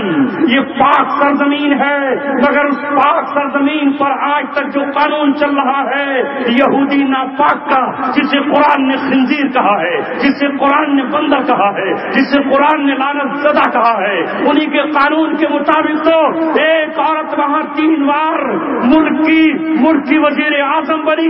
اگر اللہ تبارک و تعالیٰ کا قانون چلتا ہوتا تو رب دو جہاں کی قسم اللہ کے قانون میں کوئی عورت صدر اور امیر نہیں بن سکتی. کیونکہ اللہ کا قانون نہیں ہے, اس لیے فوج کا جنرل قادیانی اللہ تبارک و تعالیٰ کا قانون نہیں ہے. اس لیے منسٹر اور صحابہ پر تبرہ کرنے والے رافضی کھلے عام حکومت کی سنگینوں کے سائے میں حضرت عمر کو گالیاں دے رہے ہیں, ابوبکر صدیق کو کافر کہہ رہے ہیں, ہماری ماں عائشہ رضی اللہ عنہا کو لعنتی اور جہنمی قرار دے رہے ہیں. اور ماں عائشہ پوری دنیا کے مسلمانوں سے پوچھتی ہے کہ تو ایک طرف قرآن پڑھتے ہوئے مجھے ماں کہتا ہے, تیری اپنی ماں کو کوئی گالی دے تو خون کی بازی ہار جائے, تیری ماں کو کوئی گالی دے تو اپنا نام و نسب بھول جائے, مگر مجھے محرم کی 10 تاریخ میں مجھے وہ پہلے محرم سے لے کر 10 تاریخ تک سڑکوں پر کھلے عام گالیاں دی جائیں, زمین بھی پاک کہلائے اور ناپاک فوج ان کا تحفظ کرے, کوئی روکنے والا نہ ہو, کوئی پوچھنے والا نہ ہو. کیا اس روئے زمین پر کوئی میرا بیٹا خالد بن ولید نہیں؟ کیا اس روئے زمین پر کوئی میرا بیٹا محمد بن مسلمہ نہیں؟ کیا میرا کوئی بھانجا عبداللہ بن زبیر نہیں؟ کیا میری کوئی اولاد روحانی اولاد موجود نہیں ہے؟ کیا کوئی حسن اور حسین کا سچا جیالہ موجود نہیں ہے؟ یہ کیوں ہو رہا ہے؟ اس لیے ہو رہا ہے کہ قانون انگریز کا ہے اور وہ یہ کہتا ہے کہ ان کو تمہیں وزارت بھی دیں گے. مگر کیا راضی ہو گئے؟ ارے راضی ہو گئے؟ نہیں ہوئے نا, نہیں ہوں گے. ہم جھوٹے ہیں, رب سچا ہے. ہم دھوکے باز ہیں, رب دھوکہ نہیں ہوں گے راضی. کب راضی ہوں گے؟ حتی تتبع ملتہم, اپنی ملت چھوڑ دو راضی ہو جائیں گے. برقع پہننا چھوڑ دو راضی ہو جائیں گے. شراب پیو راضی ہو جائیں گے. اپنے گلے میں کراس ڈالو راضی ہو جائیں گے. اپنے بچوں کی ختنہ کے بجائے, عقیدے کے بجائے ناند میں ڈال کر نہلا کر کہو کہ ہم نے اسے کرسچن اور عیسائی بنا دیا ہے, راضی ہو جائیں گے. حکومت تو ان کے سپرد کر ان کی غلامی اختیار کر لی, مگر وہ راضی کہاں ہوئے؟ وہ کہاں راضی ہوئے؟ آج بیت المقدس المقدس ان کو دے دیا مگر راضی نہیں، جزیرۃ العرب ان کو دے دیا مگر راضی نہیں، تیل کے سارے کنویں ان کو دے دیے مگر راضی نہیں، پیٹرول کا پورا فیو ان کے نام کرا دیا مگر راضی نہیں، سونے اور چاندی کا سکہ ان کے کہنے پر بند کر دیا مگر راضی نہیں، ہرگز ہرگز راضی نہیں ہوں گے۔ اپنا ایمان چھوڑ دو، ورنہ یہ جنگ کے بادل کیوں منڈلائے جا رہے ہیں؟ روئے زمین پر بتاؤ مسلمانوں، کیوں نہیں سوچتے ہو تم کہ اگر آج کسی کا خون بہ رہا ہے تو وہ مسلمانوں کا خون ہے؟ یہ خون بہانے والے کون ہیں؟ اس خون کے بارے میں کوئی پوچھے تو صحیح۔ یوں تو دنیا میں کہا جاتا ہے کہ ہر آدمی کو سچ بات کہنے کی اجازت ہے، ہر آدمی کو حق ہے، پھر تنتر ہے، ڈیموکریسی ہے، صدر کے خلاف بھی کہہ سکتے ہو، مگر کیا کوئی پوچھ سکتا ہے کہ آخر مسلمانوں نے کیا بگاڑا ہے کہ روزانہ لاشیں چیل کووں کی خوراک بن رہی ہیں، روزانہ آسمان سے بارود برس رہا ہے۔ کل تک 62 ملک مل کر کے عراق اور شام پر بمباریاں کر رہے تھے، آج دنیا کا بدترین شخص جو اللہ تبارک و تعالیٰ کو نہیں مانتا، جو کسی عیسیٰ اور کسی داؤد علیہ السلام کو نہیں مانتا، وہ روس جو کمیونسٹ ہے، جو یہ کہتا ہے کہ زمین پر اللہ ہے، نہ رسول اللہ ہے، نہ کتاب اللہ ہے، نہ موسیٰ ہے، نہ عیسیٰ ہے، کچھ نہیں ہے، ماں نہیں بلکہ اس کے ساتھ بھی منہ کالا کیا جا سکتا ہے، بیٹی نہیں ہے اس کو بھی حوث کا نشانہ بنایا جا سکتا ہے، جو یہ کہتا ہے کہ ہر عورت اس طرح حلال ہے جس طرح جانوروں کے لیے دوسرا جانور حلال ہے، وہ آج ملک شام میں بمباری کر رہا ہے کوئی پوچھنے والا کہ آخر مسلمانوں کا قتل عام کیوں ہو رہا ہے؟ یہ قتل آسٹریلیا میں کیوں نہیں ہوتا؟ یہ قتل چین میں کیوں نہیں ہوتا؟ یہ قتل کیوبا میں کیوں نہیں ہوتا؟ یہ قتل رشیا میں کیوں نہیں ہوتا؟ یہ قتل میکسیکو میں کیوں نہیں ہوتا؟ یہ قتل اس لیے ہو رہا ہے کہ اس سرزمین پر اللہ تبارک و تعالیٰ کے نام لیوا نہیں ہے۔ جھگڑا اسلام، ایمان اور لا الہ الا اللہ کی بنیاد پر کل بھی تھا اور آج بھی۔ اللہ کے رسول اور صحابہ نے اللہ کو راضی کرنا سیکھا، اور ہم سوچتے ہیں کہ اگر یہ چودھری صاحب راضی ہو گئے تو کام بن جائے، انہیں راضی کر لو، انہیں راضی کر لو۔ نہیں، ابراہیم علیہ السلام نے اپنی پوری قوم سے صاف کہہ دیا تھا کہ میرا راستہ الگ ہے، تمہارا راستہ الگ۔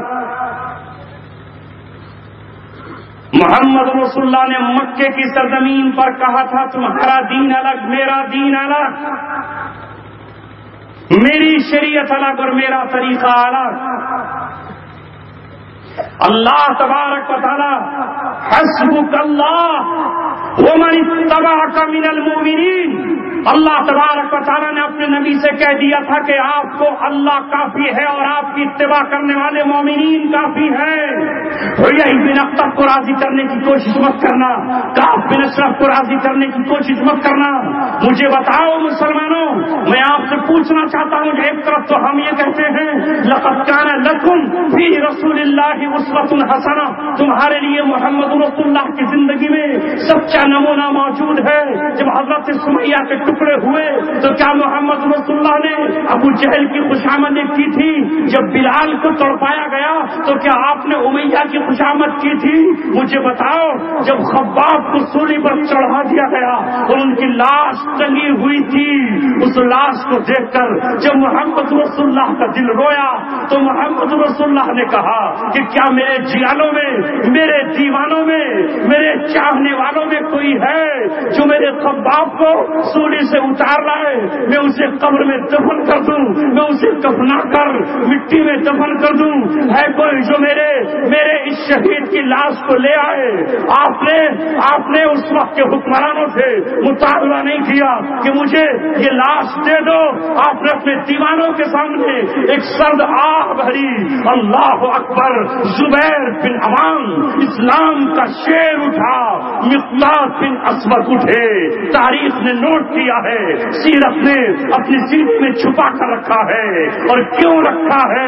اس لیے کہ رب نے اسے قرآن کی آیت بنا دیا ہے. مقداد بن اسود نے حضرت زبیر بن عوام سے ہاتھ پہ ہاتھ ملا کر کہا گھوڑے کو ایڑ لگا, تلوار کاندھے پہ لٹکا لے, اور آج خباب کی لاش کو اتار کر لانا ہے, یا تو ہم بھی اس کی لاش کے ساتھ اپنی لاش کو نذرانے کے طور پر پیش کر دیں گے, یا محمد رسول اللہ کی مرضی کو پورا کر دیں گے. یہ دو دیوانے مستانے چلے, رب کے عاشق چلے اپنے بھائی کی لاش کو سولی سے اتارنے کے لیے, اور جب پہنچے ہیں تو مکے کا کوئی سورما ان کے مقابلے کے لیے نہ نکل سکتا تھا. اس لیے کہ آج یہ طے کر کے گئے تھے کہ یا تو جان جائے گی یا ہم اپنے بھائی کی لاش کو سولی سے اتار لائیں گے. گھوڑے پہ رکھ کر لا کر محمد رسول اللہ کی خدمت میں نچھاور کیا, زمین پہ لاش سونپی ہے کہ آسمان سے جبرائیل آ کر کہتا ہے وَمِنَ النَّاسِ مَن يَشْرِي نَفْسَهُ ابْتِغَاءَ مَرْضَاتِ اللَّهِ. ارے لوگوں میں سے کچھ وہ ہیں جو اپنی جانیں بیچ کر اللہ تبارک و تعالیٰ سے جان کا سودا کرتے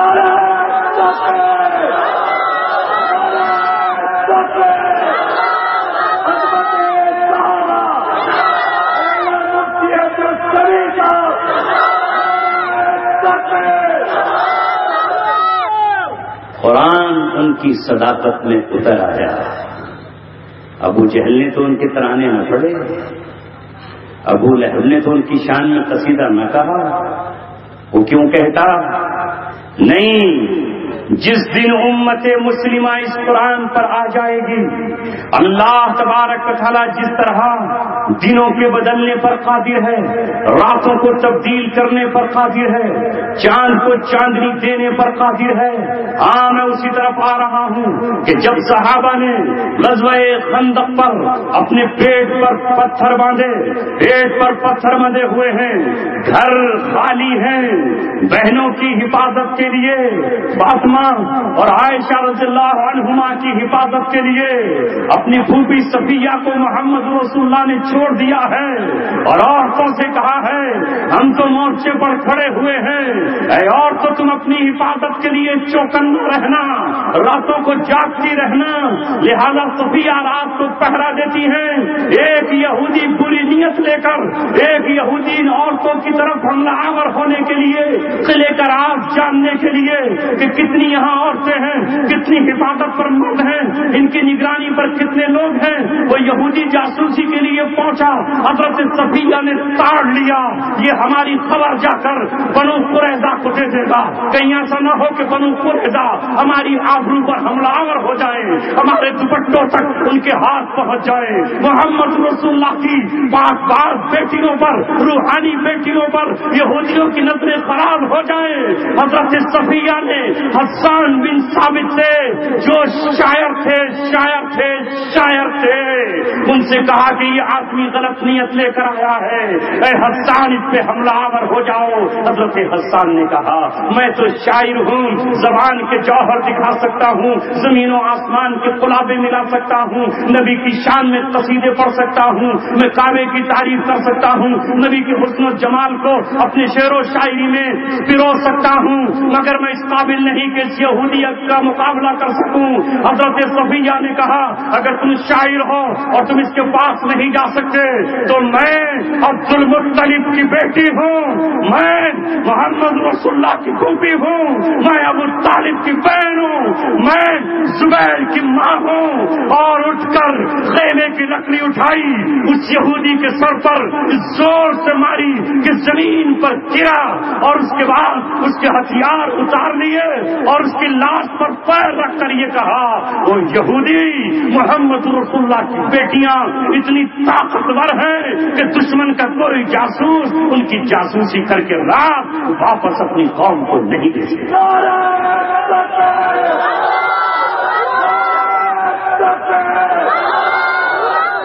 اس موقع پر جب صحابہ نے پتھر باندھے ہوئے ہیں اور نبی پاک صلی اللہ علیہ وسلم کے پیٹ پر 2 پتھر مدے ہوئے ہیں، حفاظت کے لیے پتھروں کے سینے کو چیر ڈالا محمد رسول اللہ نے، حفاظت کے لیے نبی پاک صلی اللہ علیہ وسلم مورچے پر کھڑے رہے۔ آج نبی جیسا بہادر، آج محمد رسول اللہ جیسا سپہ سالار، آج ان جیسا جنگ کا ماہر یہ کہتا ہے کہ کچھ قبیلوں سے دوستی کر لی جائے اور کچھ قبیلوں سے صلح کر لی جائے، کچھ قبیلوں سے صلح کر لی جائے، قبیلہ غطفان سے صلح کر لی جائے اور ان قبیلوں سے یہ کہا جائے کہ ہم مکے کی مدینہ کی پیداوار کی 3/4 کھجوریں تمہیں دیں گے، تم دشمنوں کا ساتھ چھوڑ کر چلے جاؤ۔ آپ کو ڈر یہ تھا کہ کہیں اس مدینے کے صحابہ گھبرا نہ جائیں، یہ مدینے کے دیوانے کہیں حوصلہ ہار نہ جائیں، ان کی ہمتیں نہ ٹوٹ جائیں، اپنی بیٹیوں کی وجہ سے ان کے حوصلے پست نہ ہو جائیں۔ آپ نے ان کو پیشکش کر دی کہ 1/3 کھجوریں ہم آپ کو دے دیں گے، آپ اس اتحاد سے واپس چلے جائیں۔ اللہ اہل مدینہ پر اللہ کی رحمت یوں ہی نہیں برس رہی، کروڑ رحمتیں ان پر اس لیے برسی کہ جب یہ پتا چلا سعد بن عبادہ اور سعد بن معاذ کو، تو انہوں نے جانثارانہ انداز میں کہا، اے ہمارے سردار اور ہمارے قائد، کیا یہ اللہ کا حکم ہے کہ آپ ان سے صلح کر لیں؟ کیا یہ اللہ کی طرف سے آپ کو وحی کی گئی ہے کہ آپ اتنی کھجوریں دے کر ان کو راضی کر کے واپس بھیج دیں، یا آپ ہماری وجہ سے ایسا کر رہے ہیں؟ ہماری کمزوری یا ہماری وجہ سے آپ نے ایسا کیا ہے؟ رسول پاک نے کہا، اللہ کا حکم نہیں، مجھے خوف یہ ہے کہ ابھی تم بدر سے نہیں نپٹے کہ احد میں تمہیں زخم آئے، ابھی احد کے زخم تازہ تھے کہ تمہیں احزاب میں گھیر لیا گیا، میں تمہاری وجہ سے ایسا کر رہا ہوں۔ اتنا سننا تھا کہ سعد بن معاذ رضی اللہ تعالیٰ نے کہا، اے اللہ کے رسول، جب ہم کفر پر تھے، جب ہم جاہلیت پر تھے، جب ہم مردار کھاتے تھے، جب ہم اپنی بیٹیوں کو ذبح کرتے تھے، جب ہم زندہ انسان کا خون پیتے تھے، جب ہم چوری اور ڈکیتیاں کرتے تھے، تب ان قبیلوں کو جرأت نہیں ہوئی کہ یہ ہم سے 1 کھجور دے لے۔ آج تو ہمارے پاس قرآن ہے، آج ہمارے پاس آپ جیسا رہبر ہے، آج ہمارے پاس اللہ تبارک و تعالیٰ کی دی ہوئی نعمت اسلام ہے۔ رب دو جہاں کی قسم، ان تمام قبیلوں سے کہہ دیجئے کہ ہماری تلوار کی دھاروں کے سوا انہیں کچھ نہیں ملے گا۔ کھجوروں کی بات تو درکنار، اگر یہ گٹھلیاں لینا چاہیں گے تو اونٹ کی کھائی ہوئی گٹھلیاں، اس کی لیت کی گٹھلیاں بھی ہم انہیں دینے کے لیے تیار نہیں ہے۔ یہ سن کر محمد رسول اللہ کا چہرہ کھل اٹھا اور جو تحریر آپ کے ہاتھ میں تھی، سعد بن معاذ نے لے کر اپنے ہاتھ سے پھاڑ کر ٹکڑے کر دی اور کہا، ان تمام قبائل سے کہہ دے دو، جب تک مدینے کا ایک بچہ موجود ہے، خدا تو پاک الجلال کی قسم، ایک پتھر کا ٹکڑا بھی مدینے کا وہ یہاں سے نہیں لے کر جائیں گے۔ جب یہ عزم و حوصلہ اللہ تبارک و تعالیٰ نے دیکھا تو اللہ تبارک و تعالیٰ نے اعلان کیا، کہہ دو میرے نبی، کہہ دو، قل اللہم مالک الملک تؤتی الملک من تشاء وتنزع الملک ممن تشاء وتعز من تشاء وتذل من تشاء۔ نعرہ تکبیر!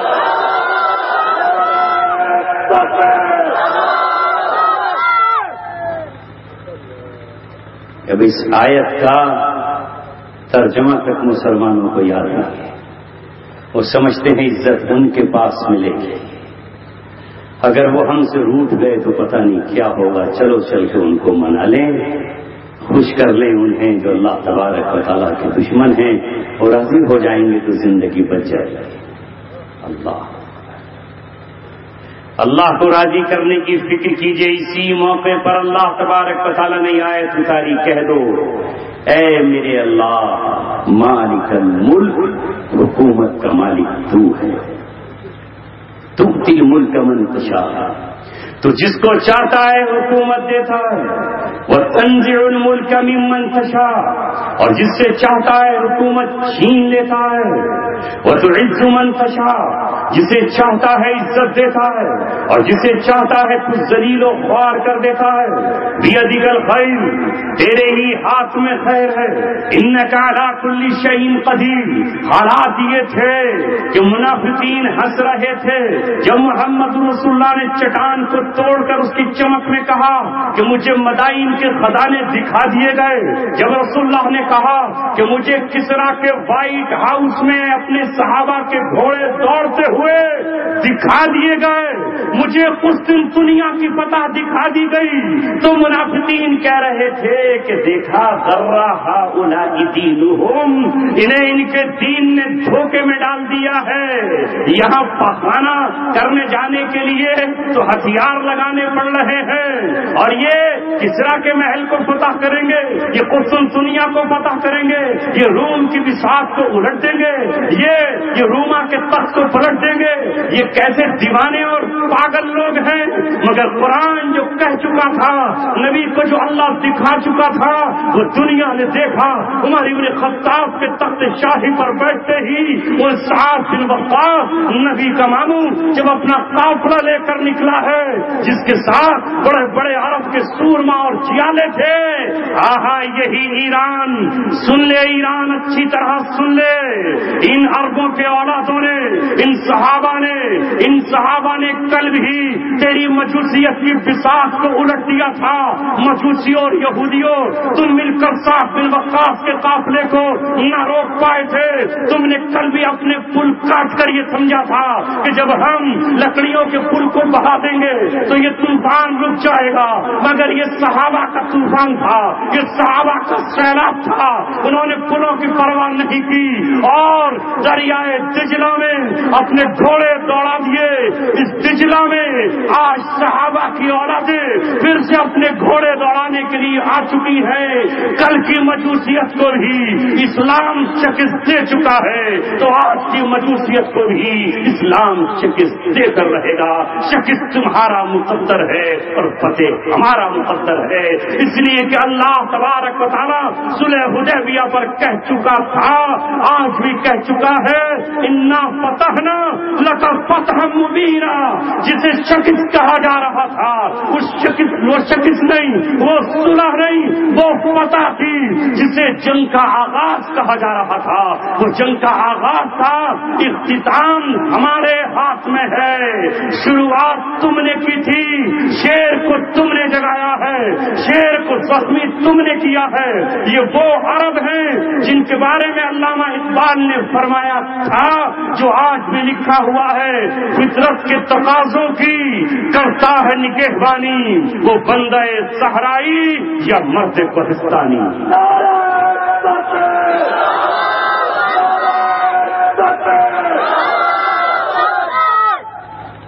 اسی کی طرف رسول اللہ نے فرمایا، عیسائیوں، ہم تمہاری دانش مندی پر ناز نہیں بلکہ تمہاری بے وقوفی پر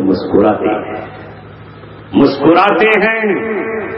تم نے ان سے پنجہ ڈالا ہے جو کل بھی روم کو فتح کر چکے ہیں، جن کے بارے میں علامہ اقبال کہہ چکے ہیں، دی ادا نے کبھی یورپ کے کلیساؤں میں اور کبھی افریقہ کے تپتے صحراؤں میں. ہم جو جیتے تھے تو جنگوں کی مصیبت کے لیے اور مرتے تھے تیرے نام کی عظمت کے لیے. چل نہ سکتے تھے اگر جنگ میں اڑ جاتے تھے، پاؤں شیروں کے بھی میدان سے اکھڑ جاتے تھے. جس سے سرکش ہوا کوئی تو بگڑ جاتے تھے. ایس چیز ہے کیا، توپ سے بھی لڑ جاتے تھے. دست و دست ہے دریا بھی نہ چھوڑے، ہم نے بحر ظلمات میں دوڑا دیے گھوڑے. یہ وہ صحرائی ہیں جنہوں نے کل عیسائیوں عین جالوت میں تمہیں شکست دی ہے. جن کے شیر صلاح الدین ایوبی کے نام کو آج تک تم نہیں بھولے ہو، جس نے حطین کے معرکے میں تمہیں شکست دے کر بیت المقدس کو فتح کیا ہے، جنہوں نے کل تمہیں قادسیہ اور یرموک کے میدان میں شکست دے کر یہ بتایا ہے کہ اسلام وہ پودا ہے، جتنا تم اس کو کاٹو گے اتنا ہی یہ ہرا ہوگا۔ یہ وہ ہے جس کی شاخیں تراشنے کے بعد اور زیادہ ابھرا کرتی ہیں، جہاں میں اہل ایمان صورت خورشید جیتے ہیں، ادھر ڈوبے ادھر نکلے، ادھر نکلے ادھر ڈوبے۔ یہ جنگ اسی مقام پر ہو رہی ہے جہاں محمد رسول اللہ کہہ کر گئے ہیں۔ ہاں یہ جنگ تم نے عراق میں شروع کی تھی، مگر محمد رسول اللہ یہ کہہ چکے ہیں یہ فائنل وار دابق میں جا کر ہوگا۔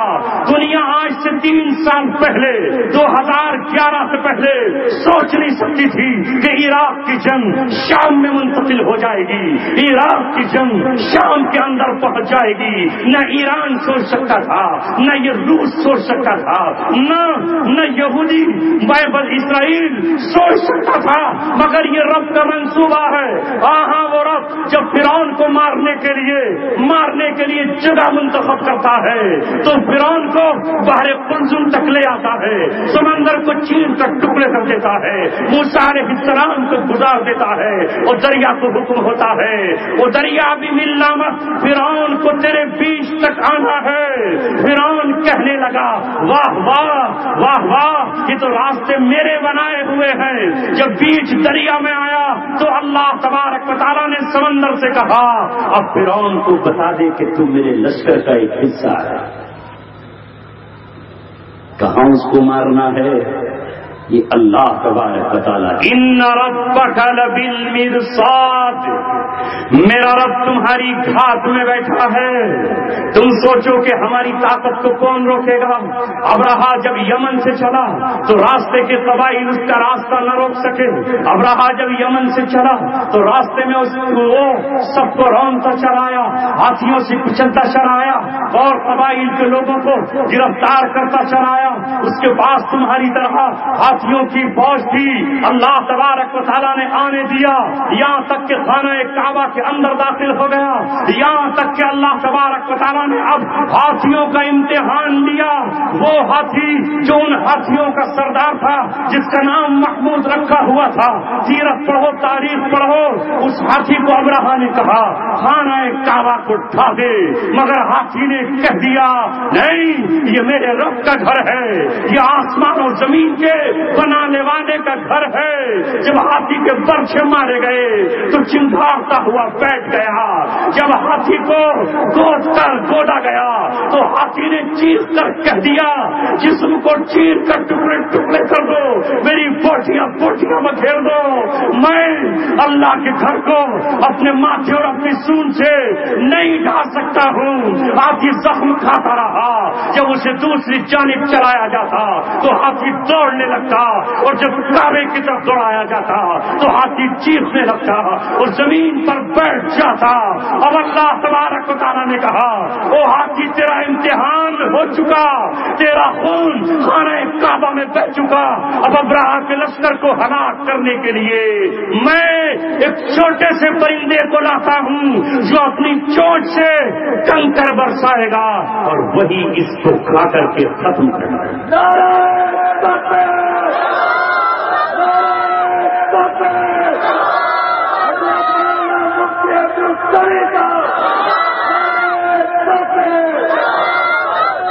اب یہ پوری دنیا کے اہل ایمان کا امتحان ہے۔ اللہ ان سے دیکھنا چاہتا ہے کہ کون بش، اوباما اور اسرائیل کے دسترخوان پر انگلیاں جا کر چڑھتا ہے۔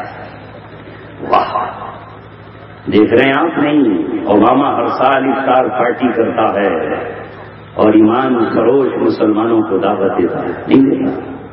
افطار پارٹی اوباما نے کی، جس کے دسترخوان پر لاکھوں افغانیوں کے خون سے بنا ہوا کھانا تیار ہوتا ہے، جس کے دسترخوان پر لاکھوں لاکھوں عراقی معصوم بچوں کے قتل کی بو آتی ہوتی ہے، مگر تم ان کی ٹوپیاں دیکھ کر، تم ان کے چہرے دیکھ کر دھوکہ کھا جاتے ہو اور سمجھتے ہو یہی پہنچے ہوئے لوگ ہیں جنہیں براک اوباما دعوت دیتا ہے، جنہیں سینئر بش اور جونیئر بش دعوت دیتا رہا، یہی شاید پہنچے ہوئے لوگ ہیں جو ٹیلی ویژن کے پردے پر آ کر چمکتے ہیں اور جو نیلا اور پیلا اور کالا اور چپا پہن کر آ جاتے ہیں، آپ ان کے پیچھے ہو لگتے ہو اور سمجھتے ہو شاید یہی ڈیل ڈال اور چوڑے چکلے لوگ یہی شاید اسلام کے رہنما ہیں۔ نہیں، رب دو جہاں کی قسم، وہ جو ان دسترخوانوں سے دور رہتے ہیں،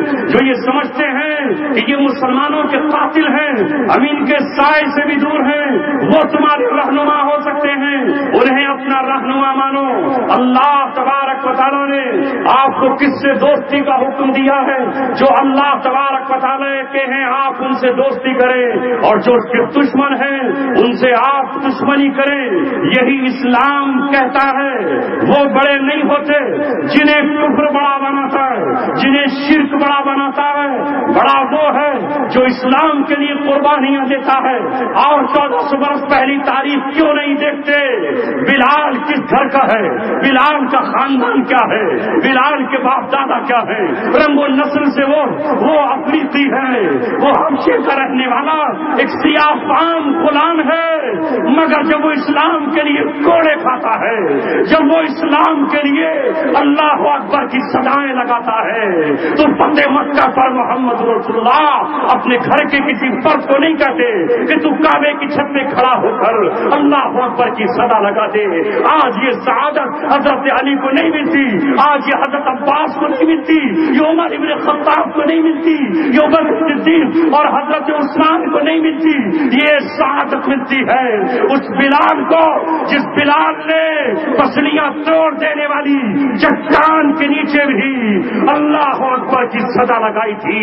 محمد رسول اللہ آج سیڑھی بن گئے، وہ بلال میرے کاندھے پر سوار ہو کر کعبے کے پردوں کو پکڑتا ہوا اس کی چھت پہ کھڑا ہو جا اور آج کفر کے سرداروں سے کہہ دے میری آواز وہ آواز ہے جسے تم کیا روکو گے، یہ آواز آج تمہارے کانوں سے ٹکرائے گی، یہ آواز آج جبل عمر سے ٹکرائے گی، یہ آواز آج مکے کی وادیوں سے ٹکرائے گی۔ جو صدا میں نے امیہ کے پیر کے نیچے لگائی تھی وہ آج رب دو جہاں کی مدد سے خانہ کعبہ کی چھت پہ لگا رہا ہوں، اور تمہاری ماں نے اگر دودھ پلایا ہے تو بلال کی زبان کو آج روک کر دکھاؤ۔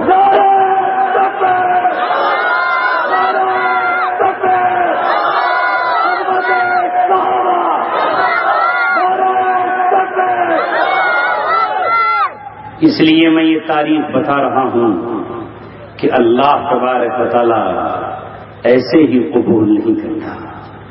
1450 سال پہلے جن کو اپنی امانت سپرد کی تھی انہیں سمجھ لیا تھا کہ یہ میری امانت میں خیانت نہیں کرے گا۔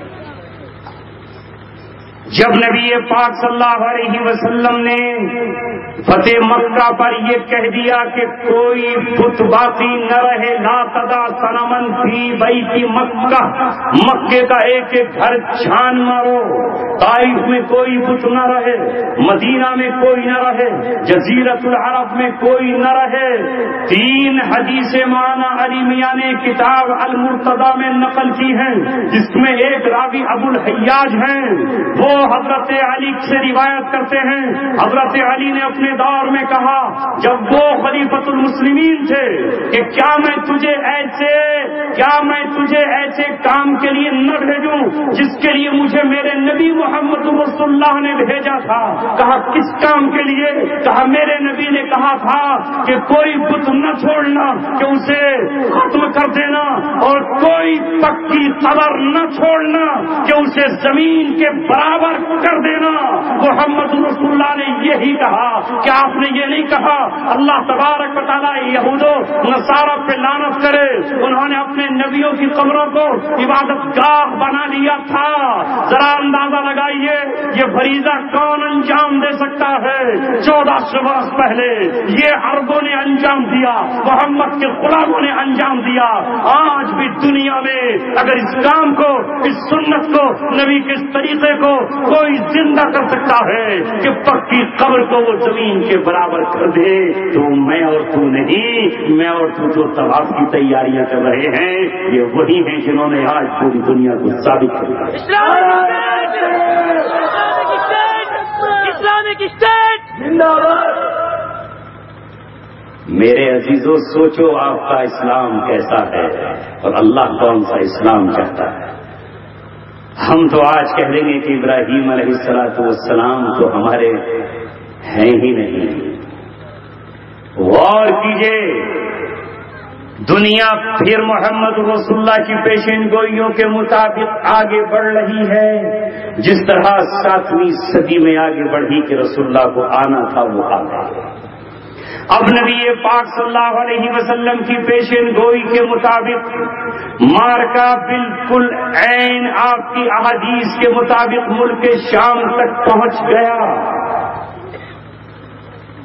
1999 میں یہ نظر نہیں آتا تھا, 1990 میں نظر نہیں آتا تھا, 2001 میں نظر نہیں آتا تھا, لیکن 2011 اور 13 اور 14 اور 15 سے آتے ملک شام مرکز بن چکا ہے. ایک طرف تمام دنیا اور دوسری طرف محمد رسول اللہ کے وہ سچے شہدائی جو دین اسلام کے لیے اپنے وطن, اپنے گھر کی حفاظت کے لیے کھڑے ہیں.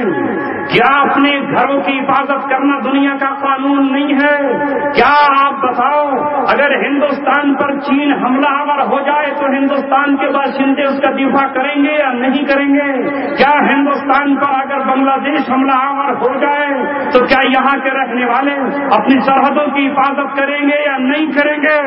کیوں نہیں پوچھتے پوری دنیا سے کہ اہل شام جو ان کا اپنا وطن ہے, وہ سرزمین جہاں پر وہ پیدا ہوئے ہیں, وہ مسجد اقصی جو مسلمانوں کا قبلہ اول ہے, وہاں روس آج اپنی پوری قوت اور طاقت لے کر پہنچ جائے, چین اس کی پشت پر کھڑا ہو جائے, آسٹریلیا اور پوری دنیا کے لوگ ان پر چڑھ دوڑیں, تو کیا وہ دفاع نہ کریں؟ یہ دفاع کرنے والے آج دنیا کی بدترین قوم کہلائیں, انہیں خونخوار کہا جائے, انہیں دہشت گرد کہا جائے, ان کی حمایت کرنے والوں کو سولی پر لٹکا دیا جائے, ان کے نام لینے والوں کو مار دیا جائے, ان کے لیے جیل کی سلاخیں اور قید خانوں کو تیار کر دیا جائے. یہ ہے دنیا میں آج مظلومی اور غلامی کی زندگی. مسلمانوں, آپ اتنے مظلوم ہو کہ اپنے مظلوموں پر رو نہیں سکتے, اپنے جنازوں کو کاندھے نہیں دے سکتے, اپنی بیٹیوں کو جو ننگے بدن آپ سے کپڑے مانگتی ہیں انہیں آپ دوپٹے اور شالے نہیں دے سکتے, آپ اپنے قیدیوں کو جا کر ایک کمبل نہیں دے سکتے.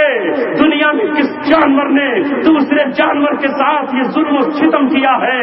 ہر جانور اپنے بچے کی حفاظت کے لیے اپنی جان کا نذرانہ پیش کرتا ہے. کوئی قانون بتاؤ, انسانوں کا قانون, جانوروں کا قانون بتاؤ جس میں کسی قیدی کو ننگا کیا جاتا ہو, جس میں کسی قیدی کی آبرو ریزی کی جاتی ہو, جس میں ایک قیدی بہن کو تڑپایا جاتا ہو. مجھے بتاؤ دنیا کا کون سا قانون ہے جس میں بے قصوروں کو, جنہوں نے دنیا میں کوئی جرم نہیں کیا ہے, انہیں بھی جیل کی سلاخوں میں رکھا جاتا ہو, مگر وہ مظلوم قوم تم ہو. تمہاری ایک ماں فلسطین میں پکڑی جاتی ہے, ہاں وہ ماں جس کے پیٹ میں ننھا سا لخت جگر ابھی پرورش پانے والا ہے, اسے جیل کی سلاخوں میں ڈال دیا جاتا ہے. 9 یا 6 مہینے کے بعد وہ اپنے بیٹے کو جنم دیتی ہے, تو ماں بھی قیدی ہے, بچہ بھی قیدی ہے. جب یہ بچہ جوان ہوتا ہے, جیل کے اندر پنجروں کو دیکھتا ہے, ماں سے پوچھتا ہے, ماں میرا جرم کیا ہے؟ تیرا جرم ہو سکتا ہے کہ تو نے یہودی کو گھور دیا ہوگا, تیرا جرم ہو سکتا ہے کہ تو نے اس کے چہرے پہ تھوک دیا ہوگا, تیرا جرم ہو سکتا ہے کہ تو نے اس کی ہوس کو پورا نہیں نہیں کیا ہوگا، مگر میرا قصور بتا، میں تو تیرے پیٹ سے نکل کر جیل کی سلاخوں میں قید ہوں۔ اگر ان بیٹوں کے لیے کوئی لفظ بولے تو آج دنیا کے طاقتور چودھری اور ان کے ساتھ وہ لوگ جو ان کے دسترخوان کے لقموں پر خنزیر کی چربی کے عادی ہو چکے ہیں، جو ان کے ڈالر اور یورو سے اپنی گاڑیاں چلاتے ہیں، وہ ان معصوم بچوں اور ان کی حمایت کرنے والوں کو دہشت گرد کہتے ہیں۔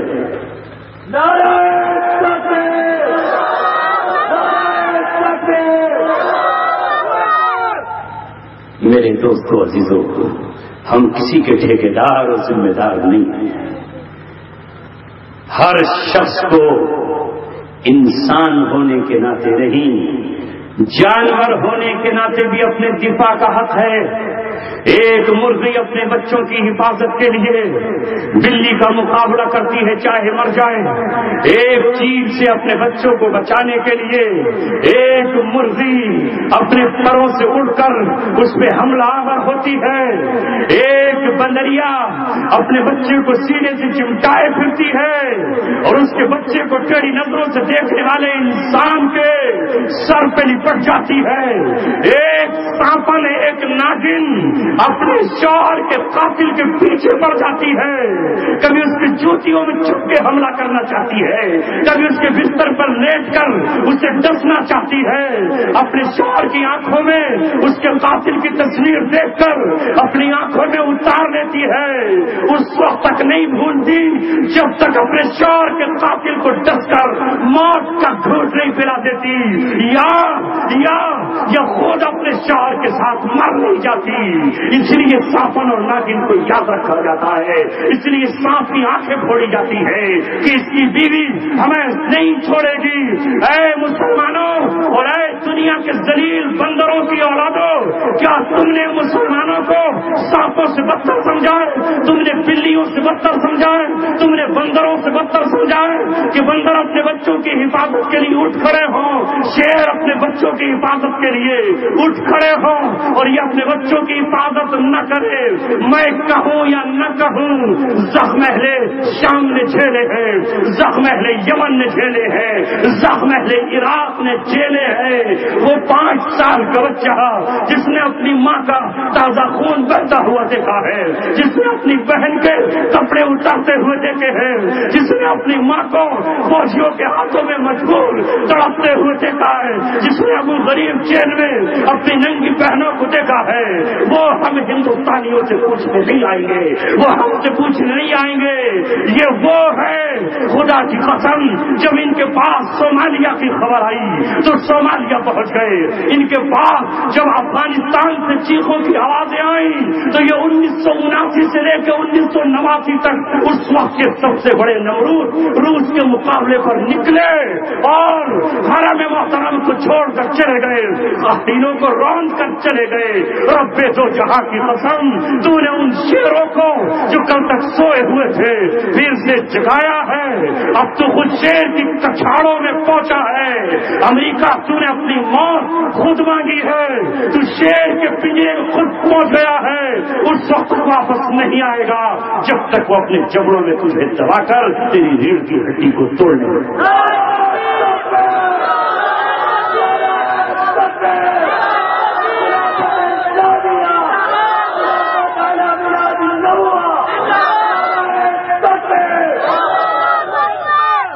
بس میرے عزیزو، اللہ تبارک و تعالی خود اپنے دشمنوں کے لیے کافی ہے۔ الیس اللہ بعبد، الیس اللہ بکاف عبدہ۔ اللہ نے 1400 برس پہلے کہا کہ کیا اللہ اپنے بندے کو کافی نہیں ہے؟ اللہ نے یہ نہیں کہا بندہ کون؟ یہاں محمد رسول اللہ کہہ دیا اللہ نے۔ صاحب ابو بکر تم بھی سن لو اگر تم نہیں آئے، عمر تم بھی سن لو، علی مرتضی ہو یا خالد بن ولید، الیس اللہ بکاف عبدہ، کیا اللہ اپنے بندے کے لیے کافی نہیں ہے؟ اللہ کافی ہے، شافی ہے، وہ اپنے دین کو غالب کر کے رہے گا۔ ہم اگر اس کے دین سے چمٹ جائیں گے تو ہمیں عزت مل جائے گی، اور اگر ہم نہ چمٹے تو ہم ہی ذلیل خوار کر کے اس دنیا میں پھینک دیے جائیں گے اور آخرت میں جہنم کی طرف ہمیں گھسیٹا جائے گا. اللہ پہ راضی ہو جائیے، یہ جان اس کے حوالے کر دیجیے. ہم کہتے ہیں نہیں، خون نہیں دیں گے اللہ تبارک و تعالیٰ، یہ تو ہمارا ہے. اور اگر اس نے اسی خون کو کینسر بنا دیا پھر کس کا رہ جائے گا؟ پھر کس کا رہ جائے گا؟ اللہ تبارک و تعالیٰ ہم سے ہماری جان اور مال اپنے دین پر لگا کر اسے سیراب کر لے، یہ ہماری خوش قسمتی ہے. اس کے لیے دعائیں کیا کیجیے. بادشاہ کسی کو اپنا بنا لے تو یہ اس کا کمال نہیں ہے، یہ بادشاہ کا کمال ہے. بس میرے عزیزوں، یہی چند باتیں، چونکہ بڑا سخت دور ہے، بہت سخت دور ہے. ہم تو سال بھر میں کبھی آ کے تقریر کرتے ہیں، آپ کے گھر میں ہر روز کوئی چڑیل نٹنی زناکار تقریر کر رہی ہے اور آپ اسے دیکھ دیکھ کے اچھل رہے. سبحان اللہ، کیا خبر لگنا ہے. یہ ہماری حالت ایک ہی دن میں نہیں ہوتی. ہم نے اپنے جسم کا پسینہ اور طاقت اس لیے لگانا چاہتے ہیں کہ آپ کو سینکڑوں طاقتیں ہیں جو برباد کر رہے ہیں. نوجوانوں پھر سے سدھر آؤ، ننگی تصویریں مت دیکھو، موبائلوں پر ناچنے گانے والیوں سے خدا را توبہ کرو. اور آنے والے سال میں محرم کی 10 تاریخ میں شیعوں، رافضیوں، خدا کے دشمنوں، صحابہ کے دشمنوں کی تابعداری مت کرو، ان کا ساتھ مت دو. جو لوگ بروں کے ساتھ نکلیں گے اللہ تبارک و تعالیٰ ان سے راضی نہیں ہوگا. بات لمبی ہو گئی، وقت بھی بہت زیادہ ہو گیا، کچھ باتیں نئی بھی آپ کے سامنے آ گئی. اس لیے میں اسی پر، چونکہ مجھے کل کہیں اور، پرسوں کہیں اور، پیر میں کہیں اور جانا ہے، اس لیے آپ سے اجازت چاہتا ہوں. اللہ تبارک و تعالیٰ آج کے اس جلسے کو قبول فرما لے اور اللہ تبارک و تعالیٰ ہمیں اسلام پر ثابت قدمی عطا فرمائے. اللہ تبارک و تعالیٰ اپنے دشمنوں سے دور رہنے اور بیزار رہنے کی بھی ہمیں توفیق عطا فرمائے.